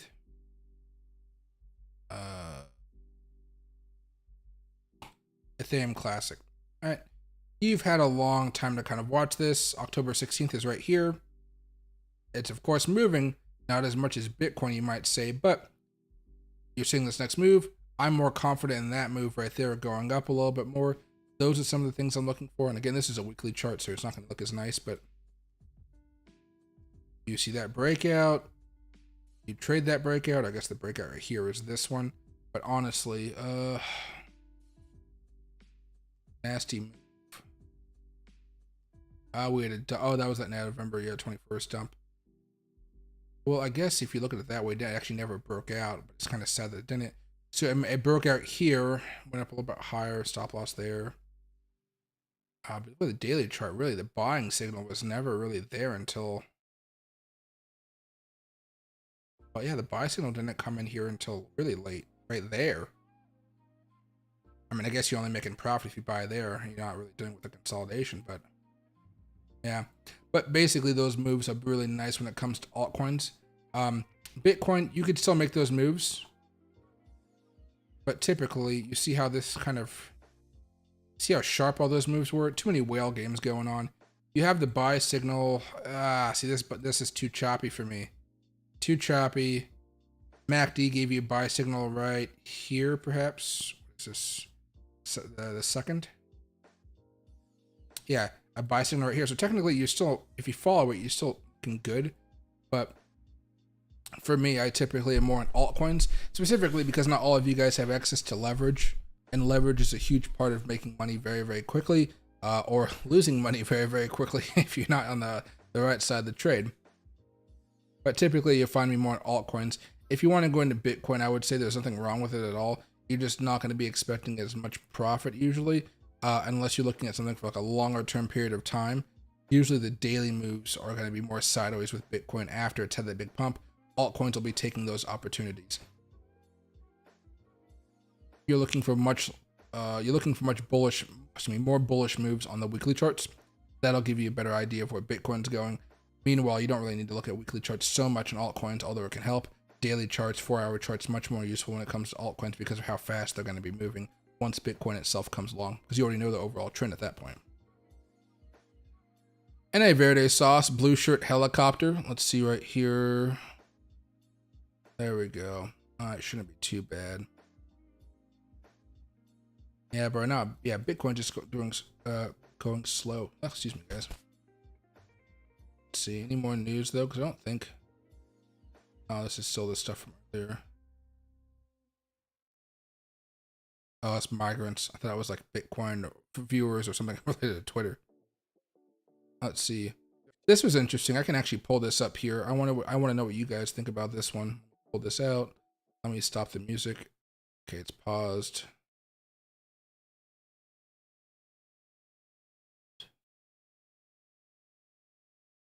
Just got to raise the volume for you guys. Here we go. Oh, geez, that look. That's the look of a teacher who is trying to get you in trouble. I've always been deeply opposed to crypto, Bitcoin, etc. You pointed out the only true use case for it is criminals, drug traffickers, anti-money laundering, tax avoidance, and that is a use case because it is somewhat anonymous, not fully, and because you can move money instantaneously, and because it doesn't go through, as you mentioned, all these systems have built up over many years, know your customers, sanctions, OFAC, they can get bypass all of that. If I was the government, I'd close it down. Okay. I've always been deep. Oh, God. I got some like great Kool-Aid over here. I finally got, for the first time in years, I have Kool-Aid. It's freaking awesome.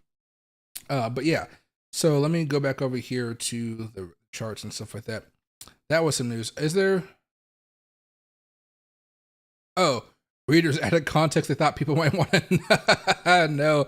Less than 1% of the trillions transacted annually in cryptocurrency are illicit. The UN estimates that annually between 2% to 5% of global GDP is used for illicit activities and money laundering through the traditional banking system and cash. That's the important thing right there. You know, banking is still the number one way to do illegal stuff. Crypto is not there as far as being really good for the bad guys. But yeah, that was pretty humorous today. I put out a tweet talking about how I think he wants to be the next Treasury Secretary because I think he's getting tired of working for the bank, even though he's done a really good job of managing it. I think he wants to dive into politics a little bit to actually have real power.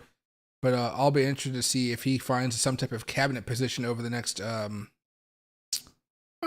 15 years. That's probably after that, he's probably going to go down dramatically. Because I think, didn't we have Wilbur Ross? I think that's his name. I don't know. We had Trump's Treasury Secretary was falling asleep all the time. He looked like he was going to die. Janet Yellen is not the best person right now either. They seem to be these really old people that really just are not fit for the job right now.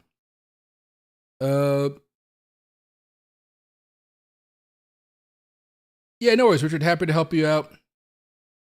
More wealth in Bitcoin means less wealth in banks and less in the stock market, less in bonds.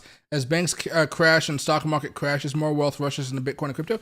Well, yeah. Okay, so remember, it's always important to remember that right now, America, who's in charge of the dollar, can't stop printing more money because we just want to spend and spend and spend and spend and spend. And we're not really focusing on our main arteries, so to speak. Our arteries are getting clogged up by cholesterol. It's getting hard. It's nasty.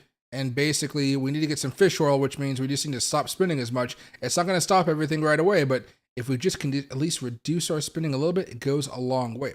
Now, because we keep on spending and going crazy, you could see it go up from Bush a lot, Obama a lot, Trump a lot, Biden. Biden's freaking insane right now.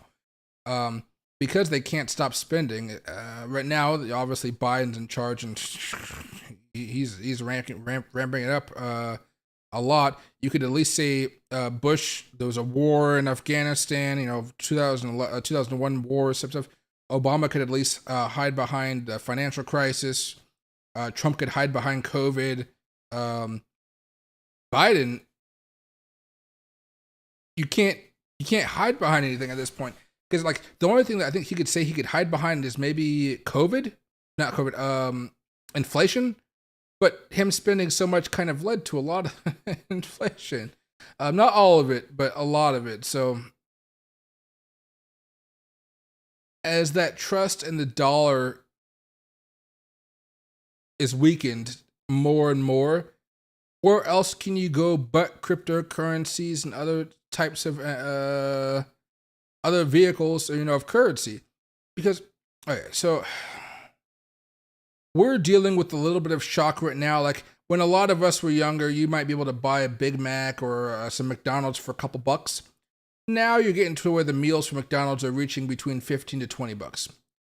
Give it another 20, 30 years. What's going to happen when a McDonald's meal is going to cost you 40, 50 bucks on the rate of inflation? Because of the current rate of inflation. Like, how do you think people are just going to deal with that? There's no way to deal with that. Maybe you wanted to buy a car for $20,000, $30,000. Well, guess what? Inflation in a few decades, that's going to go up a lot. You're going to be looking at the cheapest car you can find in the market. It's going to be like $40,000 to $50,000. People are just going to feel really weird about it. Even if they're making more money because of inflation at their jobs and stuff, it's still not going to feel right because, we live for a long time in America. We live for 60, 80, 90 years. Some of us even get lucky enough to go to 100.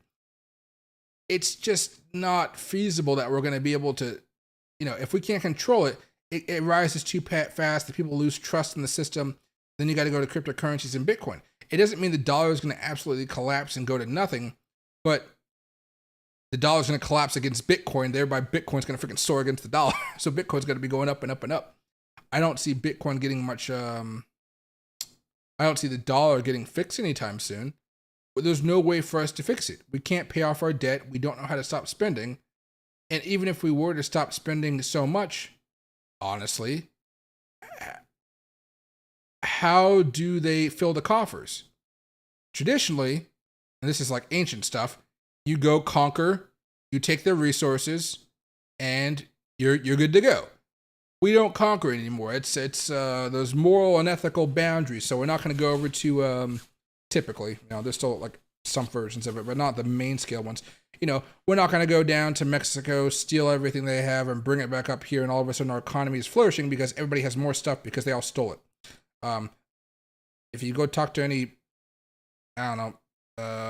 college professor, they'll probably tell me that we still do all that stuff a lot, probably. But I think you get my point. We're not going to fix it. So it's just kind of a delaying tactic right now. And I don't think we're going to be delaying it. Hey, Satoshi, $60 McDonald's, that is totally reasonable on the rate we've been going. Actually, maybe, hold on. Can I go over here to Chat GPT? Let me see if I can do this very fast. All right. Was the price of a Big Mac meal in the year 2000?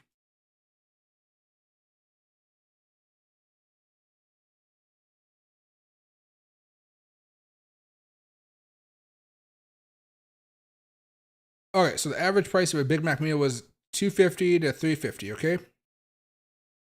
Big Mac burger, medium fries, and a medium soft drink. And this is, it's not specific for all of America, just kind of a regional thing, All right. So let's break it even. So from $2.50 to $3.50, let's just break it even at $3, okay? Or let's. What is it today?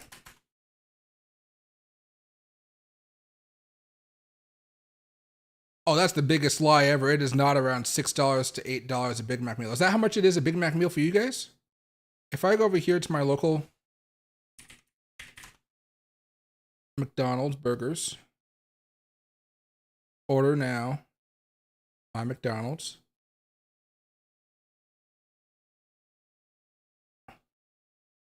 Order now. Oh, Uber Eats. Oh, I can't just enter my address. No. Wait, maybe I can. Hold on. Okay, hold on a second here. I have old addresses. 15 North E Street, Tacoma, Washington. This is my old place.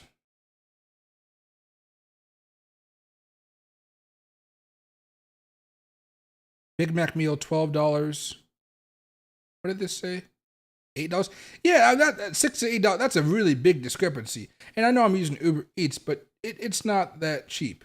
But $10 in Texas. Agreed dollar is dying. Inflate date. $10 Charlie's Ward. Wow, that's a quarter pounder meal. That is nice and cheap. Maybe it's, Washington State. I think it's just we're just expensive. We're proudly expensive. Hey Richard, there's way more than just the BlackRock one. There's like 15, I think at this point, maybe 12 to 15 different applications going through right now. Let me try this. All right, right now in my home city, the cost is $12. Let's go $10. Let's try that again. Break it, just make it go even a little bit. $10. If we keep going on this path of price raising. Oh, Jesus, not raisins.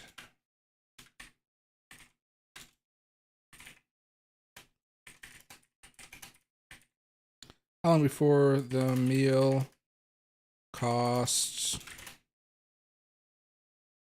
$40? I think, no. When does it get crazy for people? Is it $25? Do you think it would get crazy for people? $25? $5? Because this is just a medium meal. It's not like it's a large or something. Would that be 20-35? Maybe something like that? I don't know if I'm going to be the best person to ask ChatGPT this. What do you call it? It really is. ChatGPT really is a great thing to have. It helps out a lot when it comes to just conceptualizing all this stuff.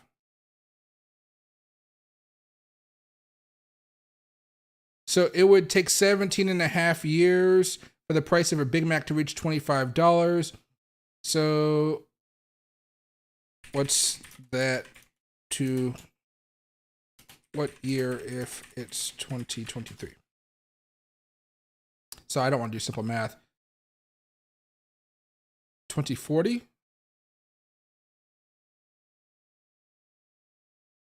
2041. Okay, yeah.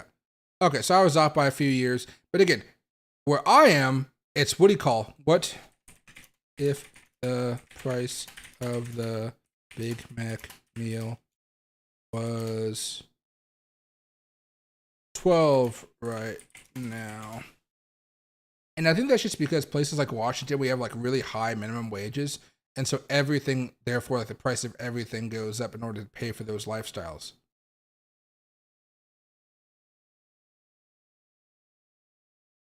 But I mean, that's not as bad as I thought. 2036, okay. So, okay, if your state doesn't really hike up minimum wages all too much, or maybe you're just a cheaper state, I guess is a better way to put it. I'm not entirely sure. You might be able to last another 5-6 years. But for people like me over here, it's pretty rough. But I'm kind of happy that it's not too crazy. I mean, could be a lot worse.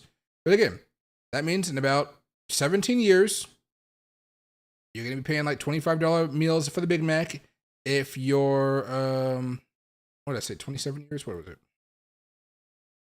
Oh, sorry. In 17 years, yeah, you're going to be paying about $25 for a Big Mac meal. Not a large Big Mac meal, just a Big Mac meal. And if you're in Washington State, like I am, and about 2036, what is that? 13 years about. we're going to be looking at paying $25 for a medium Big Mac meal. Scary stuff. I mean, if you think about it, that's why I always talk to you guys about my favorite restaurants and places I go to. Like, let me find that email I told you guys to.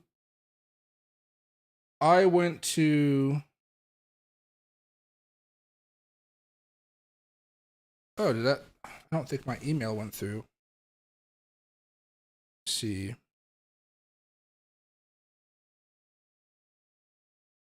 Seattle. D. I'll see if it goes through or not. But I went to the seafood place. Seafood, Seattle. Let's see. Oh, I don't know. I'm not a person. I'll go back to Bitcoin in a second here. Why can't I just look at the map? Oh, Taylor Selfish. Like, that's where I went. But not down there. I went to this one in Pike, Capitol Hill. Okay. I went to this place. Really, really chill spot. You basically walk in, they have a bunch of seafood for you, and they have these tanks in the middle of the restaurant. Yeah, I can't, it's not sending me the picture. This kind of sucks. I was kind of happy to show you that photo.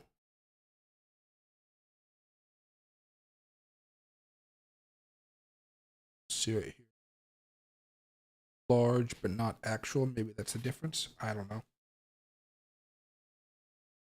Box. All mail. Nope. Oh well. I'll see if it actually pops up. But basically, they have this cool seafood meal that I got. It's kind of like this, but more perhaps. Do they have it? Yeah. Well, just imagine some really nice seafood that you guys can go to. But the plate that I went to, I got like a platter, you know, like a full-on seafood platter with oysters, crab, a few shrimp. It was like rockfish ceviche, some canned smoked oysters, and gooey duck on it. Oh god, that sounds so good right now. But it was like $150 for just that thing. And it wasn't really the most filling thing, but I was drinking beer and other stuff, which was good. No, yeah, what do you call? Nobody ever buy. Okay, it is kind of expensive, so I can understand why nobody would buy it. But I was hoping I'd be able to show you guys a picture of it or something like that. Promotion, social. Oh well. But yeah, prices. It wouldn't have been $150 a couple years ago. It would have just been, you know, close to $100. So certain prices have just been going out of control lately. You almost got me. I almost had to go buy a Big Mac. I haven't had a Big Mac in a while, but normally when I get a Big Mac, it's going to be a Big Mac, large fries, because Loki likes to eat a couple fries every now and again, a large soda, and then it'll be extra mac sauce, extra pickles, and extra onions. I think that's what I get. And an extra lettuce. Ends up being really good. But really messy, but really, really good. And it lasts you for like the whole second half of the day. So I wouldn't say it's something you want to eat in between meals or for like a full meal. It's like a meal and a half type of thing. It's good though. Usually I would grab one if I'm taking Loki out to the dog park. And I know I'm going to be at the dog park from like lunchtime to like a late dinner because Loki's going to be there for like 6-7 hours being exhausted. That's when you get a Big Mac or the large Big Mac meal. Although I guess you can get it any other time, but man, you're just going to be stuffed and sitting around doing doing shit then. Let's see. Let me do this very fast.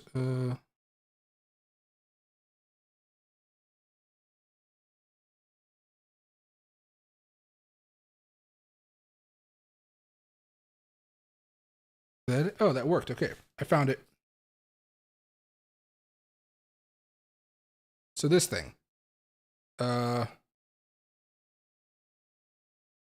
Right.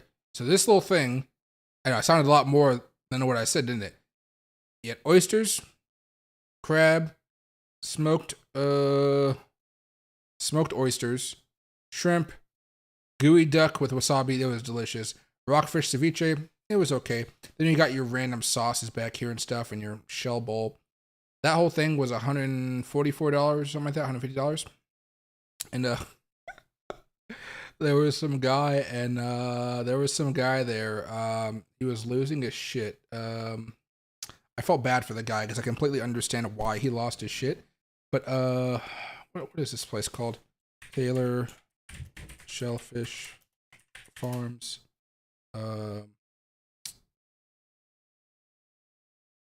Hill. All right, so this is something that's pretty common in the Pacific Northwest, as far as I know, but I think other states are slowly latching onto it. So here's the place, Capitol Hill. The menu is menu. I had this thing, the Salish sampler, a Shucker's Dozen, half Dungeness crab, gooey duck, sashimi, all that type of stuff, right? But if you go down to the bottom, oh no, right here, yeah. Do you guys see this happen much? For in-house dining, an 18.9% service charge will be added to your bill. We retain the service charge and use it to pay commissions to our staff and help cover benefit cost. Raw shellfish, oh yeah, that's that. But yeah, so you pay that, and then you also pay the tip. So it's like you're adding on a whole extra bit of stuff, which drove them absolutely mad. And I'm just kind of used to it at this point. I go out drinking. There's a at the end of the night, you're paying like 18%, and you're paying your tip on top of that. I'm just used to it, I guess, now, which is really sad. But this guy from South Carolina, he was freaking out, like, dude, what the fuck is this? But yeah, they said, oh, don't worry about it. Yeah, we can remove it if you guys don't want to pay it. So they just removed it off for them. But I was just like, yeah, could be a shock. I feel like, the way the prices are going and those types of things that companies are doing, it can really make things bad in a hurry.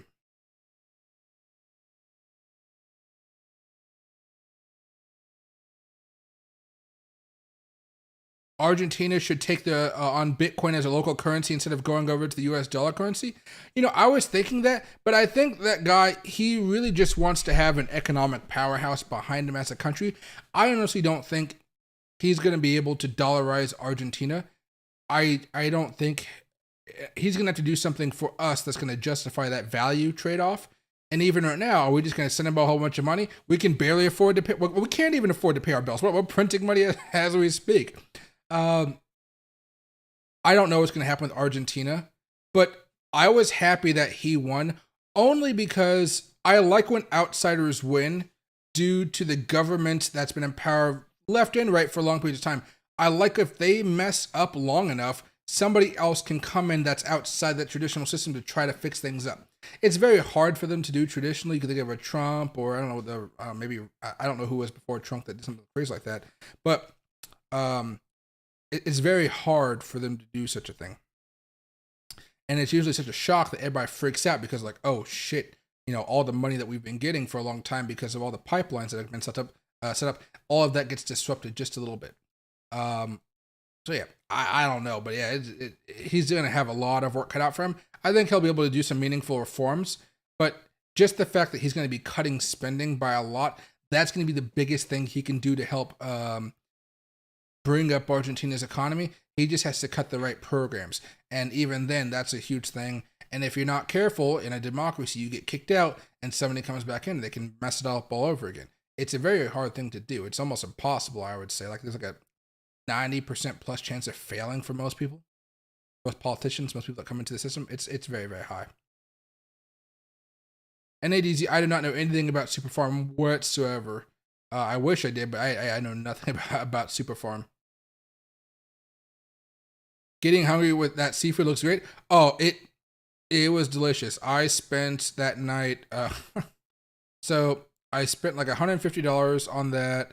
I was buying my friend's dinner, so there's maybe a couple cocktails and a couple beers on top of that. So the price was probably around $220 to $250, something like that. Then we went over to have a couple drinks. That was a few beers. That was another $30 or so. Beers aren't too expensive even in Seattle.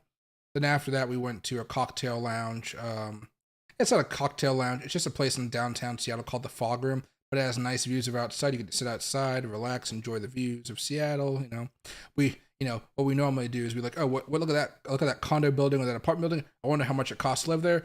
Oh, look at that. If you want to, and we look at, oh, look at that building. There's like It was like, if you want 1,300 square feet, it's $5,000 a month. Whoa. I'm like, oh shit. It's like, I would never pay for that. But yeah, but the cocktails that we had there, I mean, God, that was like another $300 something. It was no, that was $200 or something. But they had another 18% service charge, and then plus I added on a tip to it. But usually tips are much more meaningful if you do have to deal with that 18% surcharge. If you have to deal with that charge, and they weren't filling up your water as much, or they weren't, coming and checking on you as much as you required and how much you used to, you don't have to give them a 20% tip. You can give them a 10% tip, a 5% tip, or a 15% tip, whatever you feel comfortable with, because you know ultimately that 18% is still going back to them and their team. And honestly, I'm okay with that. But the caveat here is there are times, and it happens more than you think, but it happens. There are times when you go out. I took my sister out a few weeks ago before she went back to college, and you have an amazing server. I will pay the 20%, and I will give that lady 30% on top of everything. If they're really, really good. Like, this lady was topping off my water, and I haven't even had a sip yet, already topping it off. Like, freaking magical service. But you rarely get magical service. It's more than you think sometimes, depending on where you eat. But, I'm going to go to this bar, I think, sometime this weekend called, in the same place, and I'm hoping the bartender is just as magnificent as the server was. Probably not, but I really hope so, because that lady was absolutely wonderful. Pocket change to a boss like me, it may be pocket change, so to speak, but I still like to have value for my money. I still want to make sure I'm not like just wasting it away.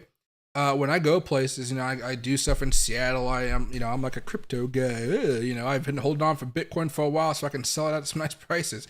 I still got a little bit of my Dogecoin money back from 2021. I still haven't done much with it. I reinvested part of it into Dogecoin, part of it into altcoins, and I was like, let me put this into my bank account. Let me get taxed on it. Let me see what I can do. There are places like Fog Room Seattle. If you want to ever find out like a classier place, because I will go to a grunge bar that is like torn the hell up, but I'll also go to a place like this. Mostly because a lot of my friends like the grunge bars. I like these places, but it's a good balance, I would say. Be above it all. There you go. You can see the cocktails that I pay for. Although I will say these prices aren't absolutely crazy. These are the Splendors. Classic cocktails made with our favorite high-end spirits. I'm a big sucker for their old fashions. Maybe not this one, but their old fashions. Oh, I was going to hope I can find a picture for you guys, but photos. Okay, here we go. There's an outside area. So like I was sitting over here by this fire thing. That was nice. But to the right of the fire thing, there's some tables and stuff over there, like load tables. Yeah. But yeah, you'll find some chill people over there. Social photos. Oh, these people are like influencers and stuff. See, you'll never see me making a photo like this. Yeah, I don't do nothing fancy like that. I'm looking across the beautiful. Oh, this is the place that has the $5,000 a month of rooms. But yeah, you won't see me doing stuff like this. But it's very, very nice. The drinks are very, very nice. But you're also paying like $20 for whatever she's holding in her hand, and whatever he's holding in her, or whatever. Yeah, whatever he's holding in the hand. I feel like these are all workers, and because it looks like this was all probably done when it first opened up. They have really fresh mint. I'm a big fan of eating mint in my drinks. Oh, look at that! I've never had one of these things, but it's good. There's salads. I don't really like salads like this, but their salad is actually pretty good. Now I'm trying to be healthy and whatnot, and salads usually are the easy way to do it. Although I don't really use too much dressing. But yeah, you can blow through a lot of money in a place like that if you're not careful. But usually you're there to be social and stuff. It would be a lot better if they allowed me to smoke cigars, but they don't.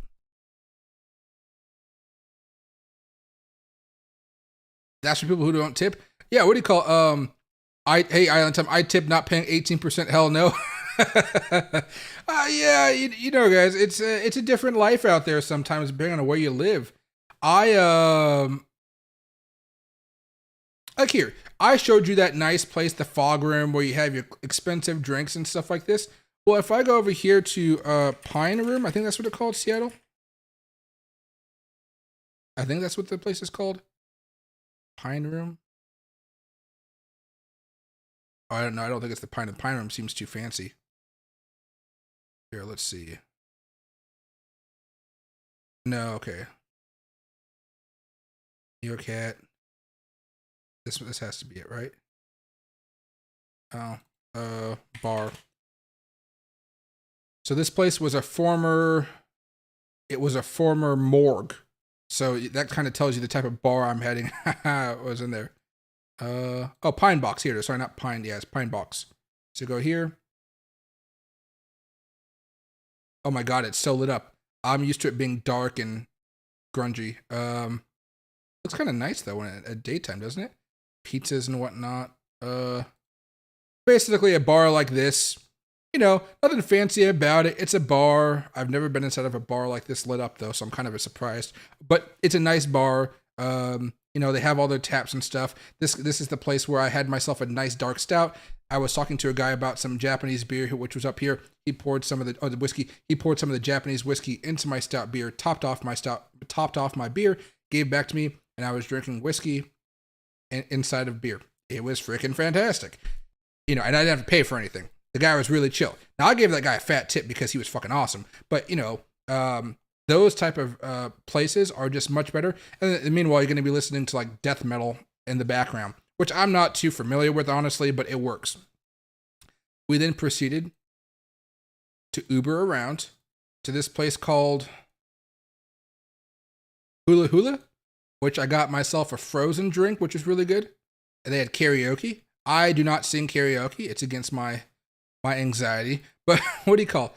I got myself like a slushy drink, and I was like, sweet, you know, Hakuna Matata, so to speak. Oh, that's not Hawaiian, that's African. But anyway, then afterwards, we hopped over here to the Montana, and I got myself a really strong drink here, which was really nice. And we only went to the Montana, but like this is the bathroom. I mean, does that not tell you the type of places that I can kind of navigate in between? These places always freak me out a little bit, to be frank, but it's just the vibe of different parts of Seattle. You know, of course, the other, you know, like where I had my dinner a while ago before I went out to do all the drinks and stuff like that. After I was done eating, they gave me a steamed towel with a lemon on top of it. All the crazy stuff that happens. Seattle is one of the cities I love. It has a lot of problems with homelessness and crime and stuff like that. But if you have money, which I think is the big thing of just life, if you have money, you can do a lot more fun stuff, which is why I do my dollar cost averaging. I do my trading. Because even if I wasn't trading as much, dollar cost averaging will still give you a really good amount of revenue in the long term, if you can be patient. The patience part is very, very difficult. And Alberta, what type of cigars do I normally go for? You know, I'm a big fan of the Fuentes.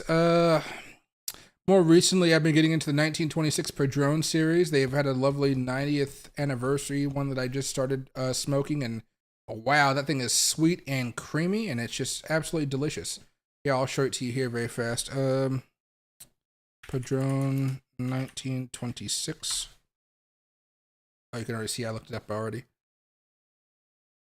I am over the age of 21. So they have the number 90, I think it is. I'm a big fan of this one right here. I really will smoke any of these, to be frank, but they have a special one where it's not number 90. It's more specific to cigar offering.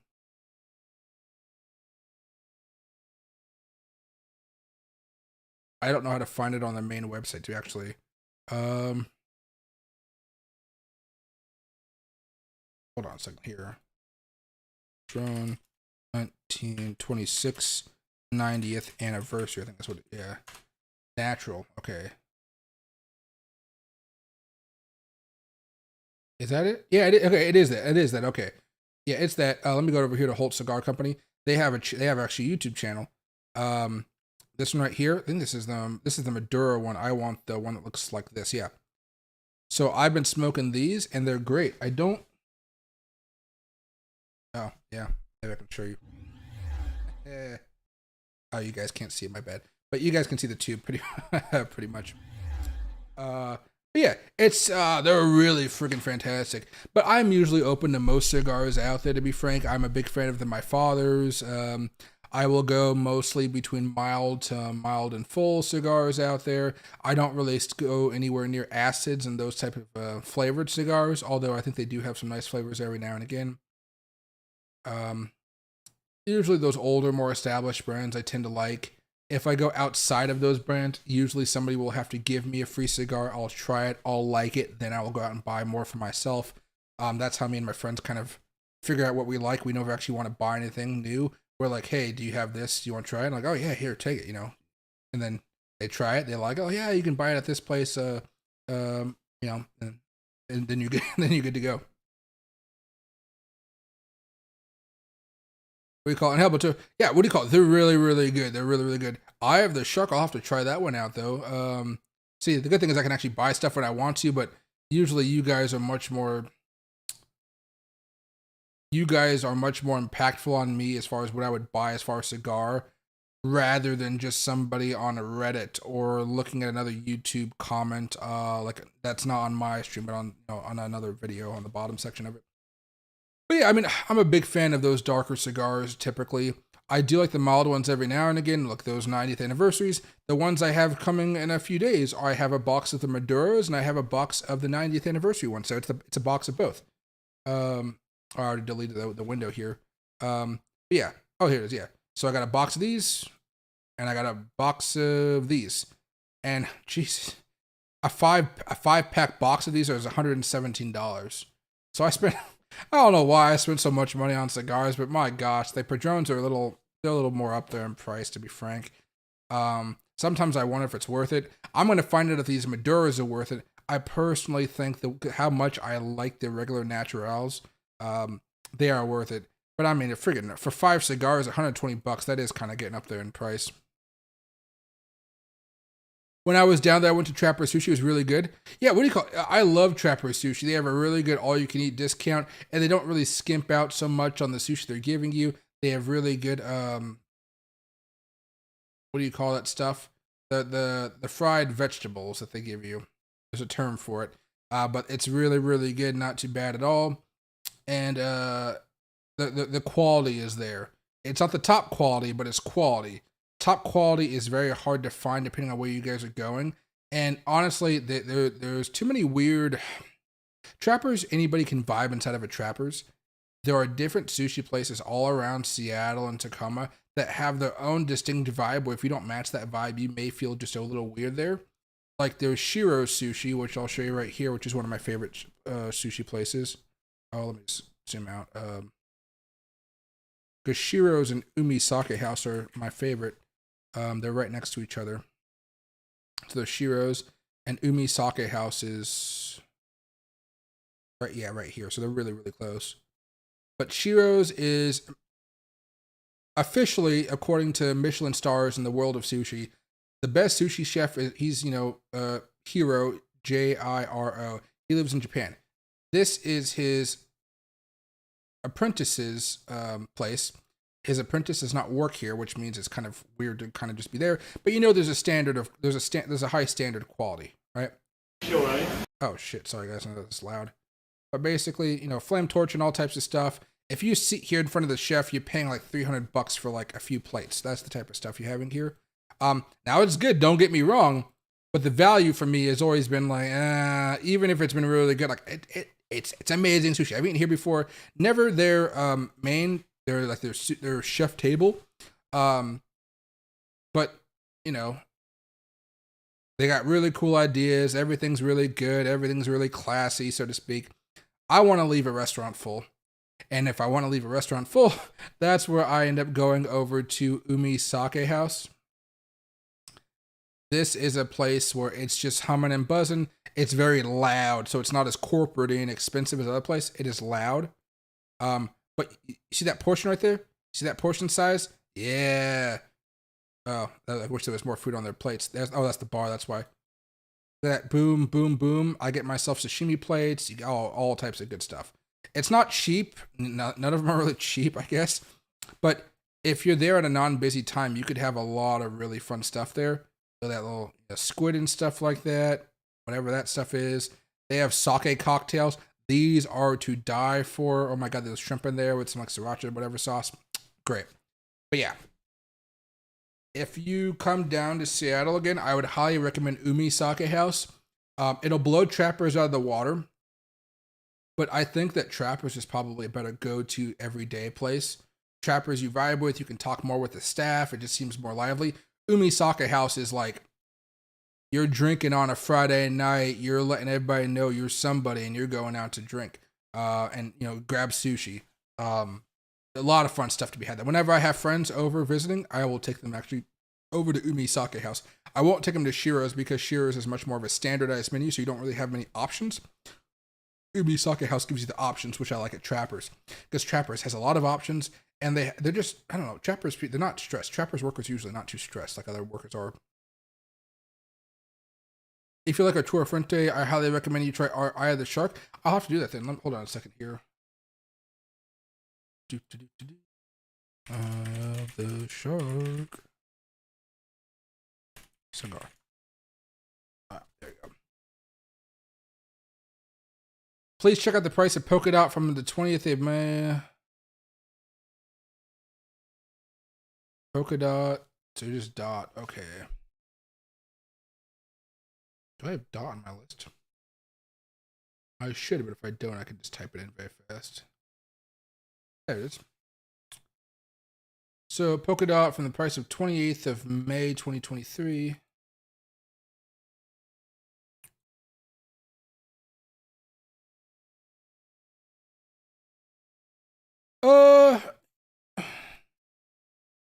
You might be able to call it that. It really has a weird flow to it based on how long it took to come down versus how fast it came up. But I think you could be saying that basically you're having that breakout moment that's occurring right now. That breakout would justify us going back up towards maybe $7 all the way up to $8. Those are I would say that's fair. I'd most likely just be looking at it more in this typical downward trend. Lower highs, breakout right there. Oscillators say buy. Oscillators say buy here. Oh, well beforehand too, yeah. And then you're looking at that larger move, you're waiting for that golden cross to come, and then from there, maybe you're hoping for something on the longer term of like weeks, maybe a couple months, right? You're looking for something more in the range of around $10 or so. I think you're looking at a pretty nice breakout here. The large breakout opportunity, I would say, would be like a month and a week ago. But I would still say right now you're having another breakout that's important off of that level of resistance. And that's another opportunity to buy going up for a little bit longer. So yeah, I would say you're looking at a pretty nice breakout there. You can call it whatever you want to. There's a few different types. Like if you look at it from the weekly charts here, I can actually get rid of this very fast. It just looks kind of funny how long that went. But honestly, it could be called that if you wanted it to be. I think I'm just a little bit more eye sensitive to patterns and things like that, where like I want them to look a certain way. But even when we saw those nasty head and shoulders with Bitcoin before it crashed last year, it barely matched what I would say as a head and shoulders. I was more looking at the death cross between the 20 and the 50. That was my big, hey, everybody sell, sell, sell. And then you saw those head and shoulders, but remember, even the head and shoulders was like not even nice flat. They were kind of arced with all kind of awkward. But I would say, yeah, you're seeing a nice breakout right now. I'd be buying into it for longer term plays. That nice easy breakout, which was not easy at the time, mind you. That was kind of way back over here, I guess, in October when we were kind of loading up on those altcoins as well. Let's see right here. But yeah, it's a clear breakout happening right now, and you're looking at some really nice moves coming in the future. Day to day, going to be harder to kind of figure out, but week to week, it looks like it wants to continue moving higher. Hopefully, again, Bitcoin just keeps everybody going up in the right direction. Where could I stake Solana besides Coinbase? Ooh, I'm not so sure. I don't know many places. You might try crypto.com. That might be one. Usually, you just have to go through each of the exchanges, because most of the time if you're in America, we really only have a limited amount of exchanges. Most exchanges get bashed out here pretty fast. If they're not based in America, they really get hammered out unless they're following a lot of rules. Like when it comes to Faraday, they're the sponsor of the channel. They've been around the United States for a few years now. They've been trying to follow every regulation they can, But you know, all the SEC has to do is just like stare at them, and then poof, they may be gone. You know, I mean, your money would be safe, obviously, but it's just getting harder and harder to find those places. If it's not on Coinbase, you might be able to find it on Kraken. But I mean, heck, even Kraken's facing a lawsuit right now. So there's like really no safe haven as far as exchanges. I would say a Kraken would be a good place to try. Or you could try to go over to Faradesk. They might have it, although I don't know. And then Crypto.com may be another opportunity there for you as well. I'll try to get more affiliate links down below so I can show you guys different exchanges here. I'm testing out Kraken right now, and I have not even seen if they even do anything on staking. I've just been trying to do practice trades and seeing how the liquidity is and how easy it is to get in positions and get out of positions and things like that.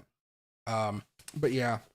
All right, but okay, buddy, I'm going to end the stream right now. It's been 2 hours. I have to do one more thing after this. So if you guys do want to listen to me talk about some altcoins that I think have opportunities to go higher here, I will be going live on TradeSync here in a second. Let me actually put this link here for you guys. I'm going to be doing daily posts about this here pretty soon. So I want you guys to follow me if you can. If not, don't worry, it's fine. But basically what I'm going to be doing is just going over and doing some low market cap coin research very fast, like for like 10 minutes, 15 minutes or so, and just looking to see what I can do and finding some opportunities here. I won't be answering any questions, I don't think, today, but I think tomorrow I'm going to test doing the raising the hand feature so I can actually talk to you guys, so that way I could hear you guys' voices and stuff. I need to practice that first with a friend to make sure I know how to do it. I don't want to be embarrassed trying to do it and failing miserably. All right, but I'll see you guys a little bit if you guys do join. Basically, if you guys go on the app or you guys look online, you guys will see it right here. It'll say, oh, I'm not logged in, of course. It'll say audio room. It won't be my face right here. It won't be that one that says upcoming events. It'll be audio room, and you'll see my face there. It'll be named checking out altcoins that can explode or something like that. All right. I'll see you guys a little bit later, and thank you guys so much for joining. Loki says goodbye, and I say see you tomorrow.